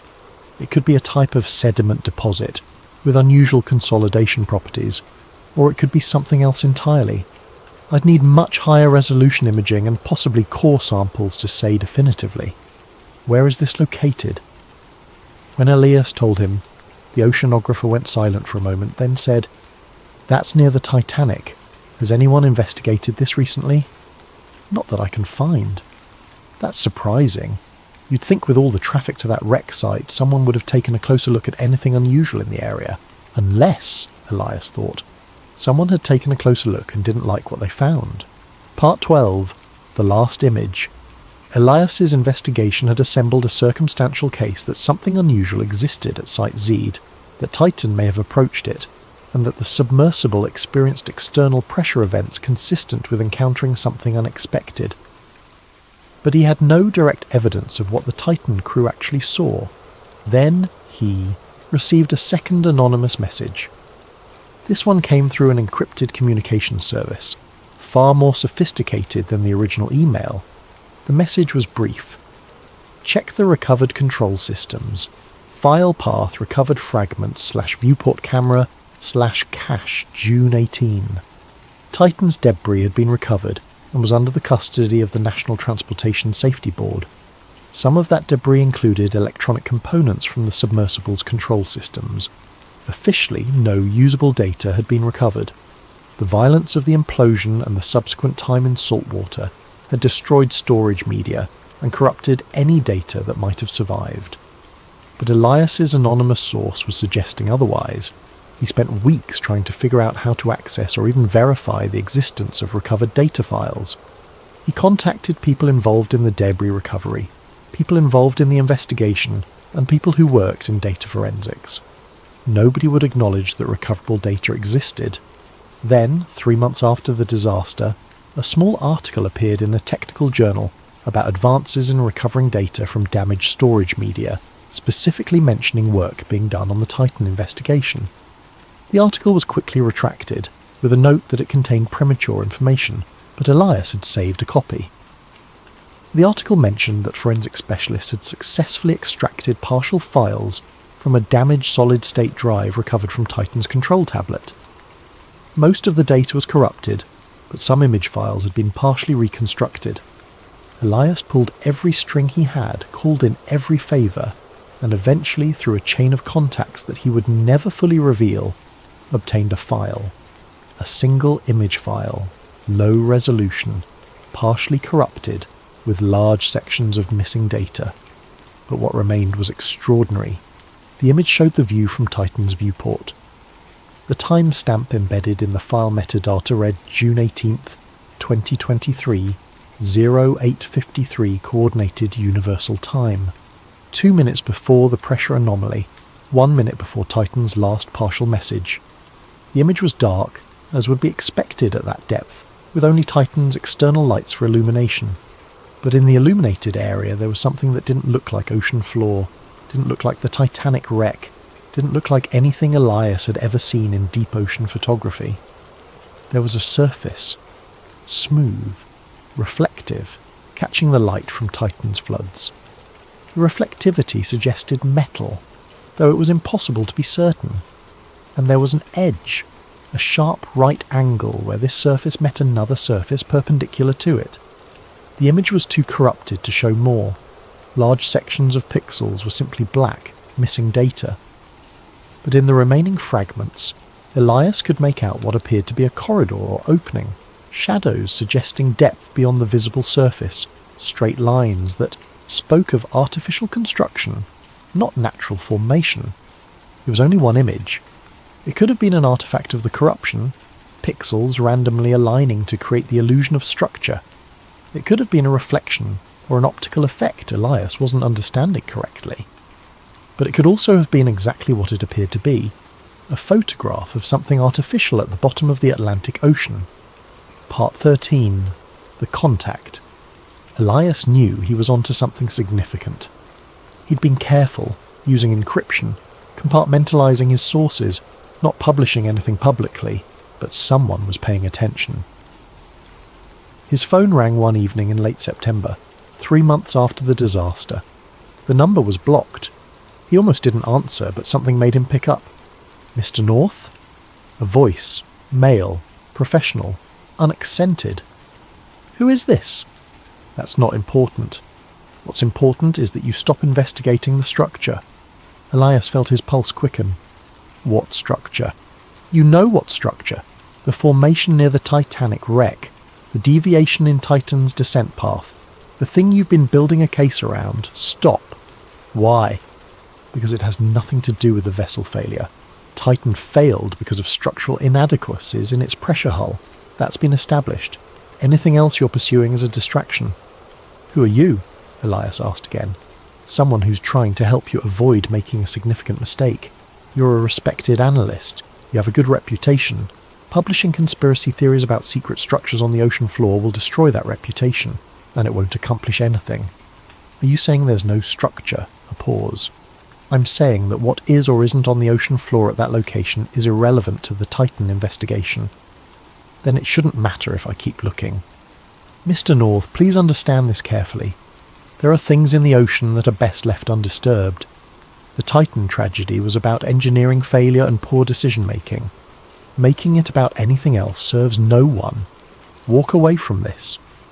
And if I don't, the voice remained calm, then you'll find that your sources dry up, your reputation suffers, and your investigation leads nowhere. We're not threatening you, we're advising you, for your own benefit. The call ended. Elias sat in his apartment staring at his phone. The call had confirmed everything. There was something at Site Z. Titan had approached it, and someone with significant resources wanted the whole thing buried alongside the submersible. He immediately began backing up all his files to multiple secure locations. He documented the phone call. He prepared a summary of everything he'd found just in case. 3 days later, he woke up to find his computer's hard drive corrupted. All his local files were gone. His cloud storage accounts had been accessed and wiped. The backup drives he kept in a locked drawer had been remotely formatted.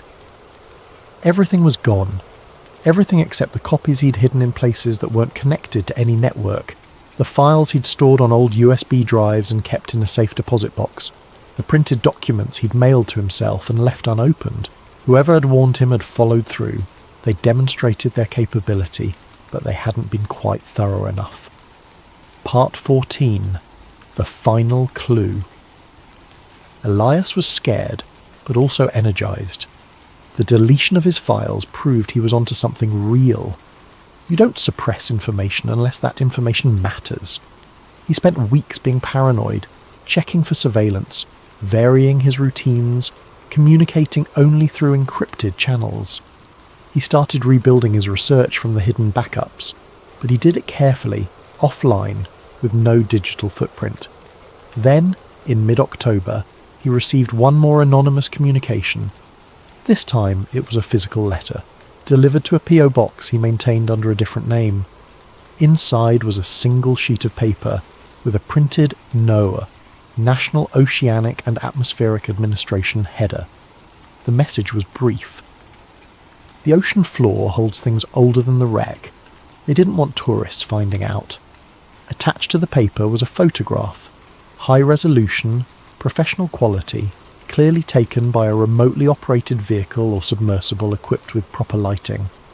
The image showed a section of ocean floor, sediment and rock, and embedded in that rock was a panel.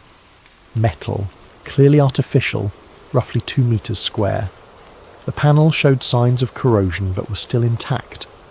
And on the panel's surface, just barely visible under the marine growth, was an edge, a right angle identical to what Elias had seen in the corrupted image from Titan. The photograph had no location data, no timestamp, no context, just the image and that single sentence message. Elias studied the photograph for hours. The metal was definitely artificial. The right angle was too precise to be natural, and the way it was embedded in the rock suggested it had been there for a very long time, not decades, possibly centuries. The surrounding geology showed no signs of recent disturbance. Whatever this was, it had been on the ocean floor near the Titanic wreck for a long time, long enough for rock to partially cover it, long enough for marine growth to obscure its features, but not long enough to be eroded away or consumed by corrosion. Elias considered what he knew. There was an anomalous formation at Site Z. That formation had geometric features inconsistent with natural geology. Nargilé had known about it and wanted to investigate it. Titan had deviated toward it during its final dive. The submersible had experienced external pressure anomalies. The crew had sent messages suggesting they saw something unexpected, and then Titan had imploded, possibly coincidentally, possibly not. And now someone had sent him proof that there was indeed something artificial at that location, something old, something someone very much wanted to keep secret. Part 15. The upload.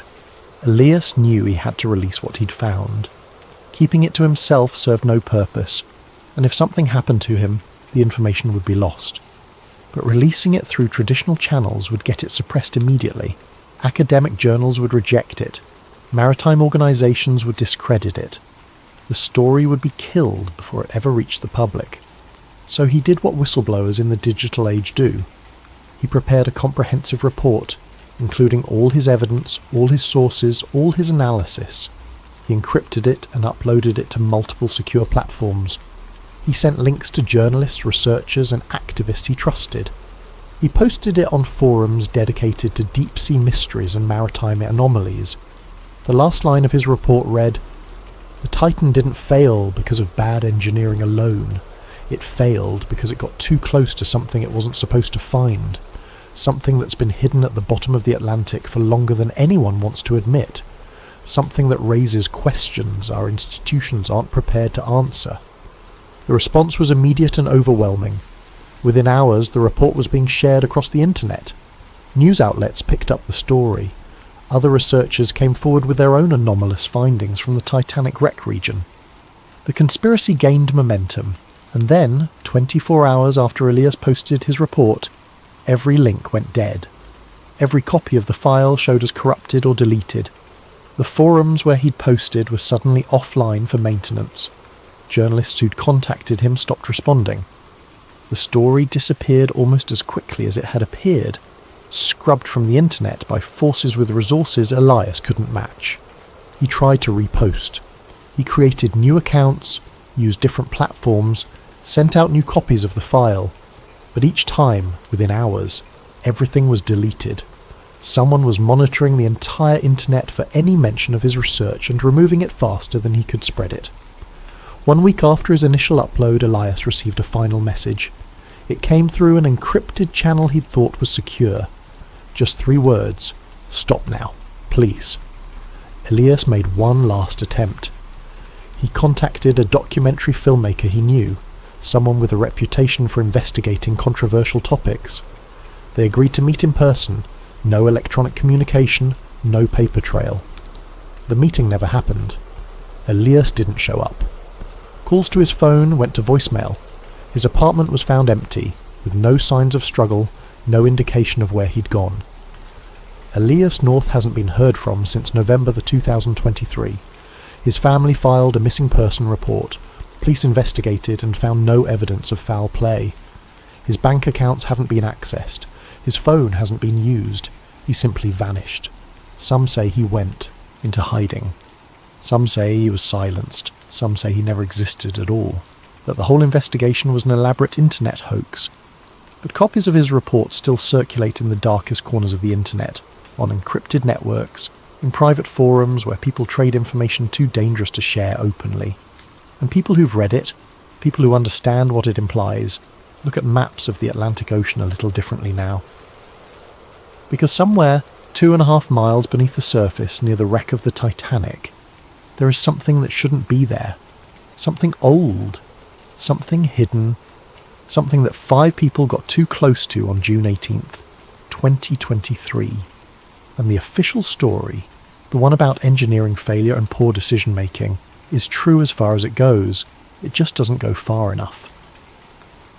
Epilogue. Questions without answers. The OceanGate Titan disaster killed 5 people and ended a company. Investigations determined that the submersible's carbon fibre hull was inadequate for repeated deep dives, that safety protocols were insufficient, that warnings were ignored. All of that is true and documented. But the questions Elias North raised remain unanswered. Why were pressure anomalies detected weeks before the final dive? Why were text messages referencing visual and acoustic anomalies never released? Why did acoustic monitoring detect 2 distinct events during the implosion? What is the geometric formation at Site Z? Why did Titan appear to deviate toward that location? What did the partially recovered image actually show? These questions make people uncomfortable, because they suggest the disaster wasn't just about corporate recklessness and engineering failure. They suggest there was something else involved, something that doesn't fit the narrative we've been told, and maybe that's the point.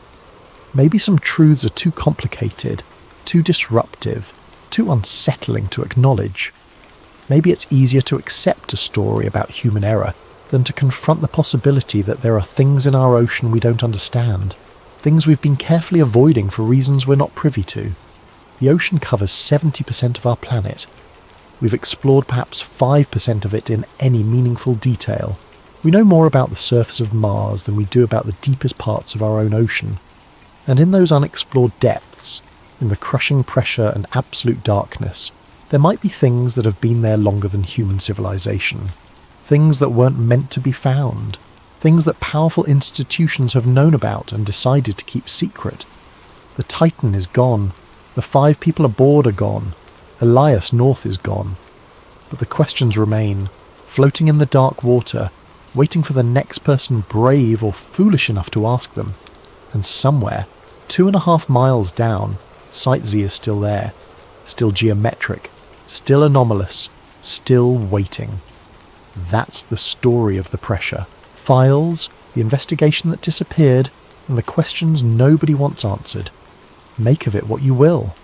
Draw your own conclusions, but the next time you hear about deep-sea exploration, about submersibles diving to historic wrecks, about the mysteries of the ocean floor, remember that there are some places where, maybe, just maybe, we're not supposed to go. Thanks for listening. If you enjoyed this documentary, please use your hype points on the video. It genuinely helps us more than you can imagine. And let us know in the comments what time it is where you are and where you're listening from. We love connecting with all of you around the world. Until next time, this is Sleep Theories, where the truth is always deeper than it seems.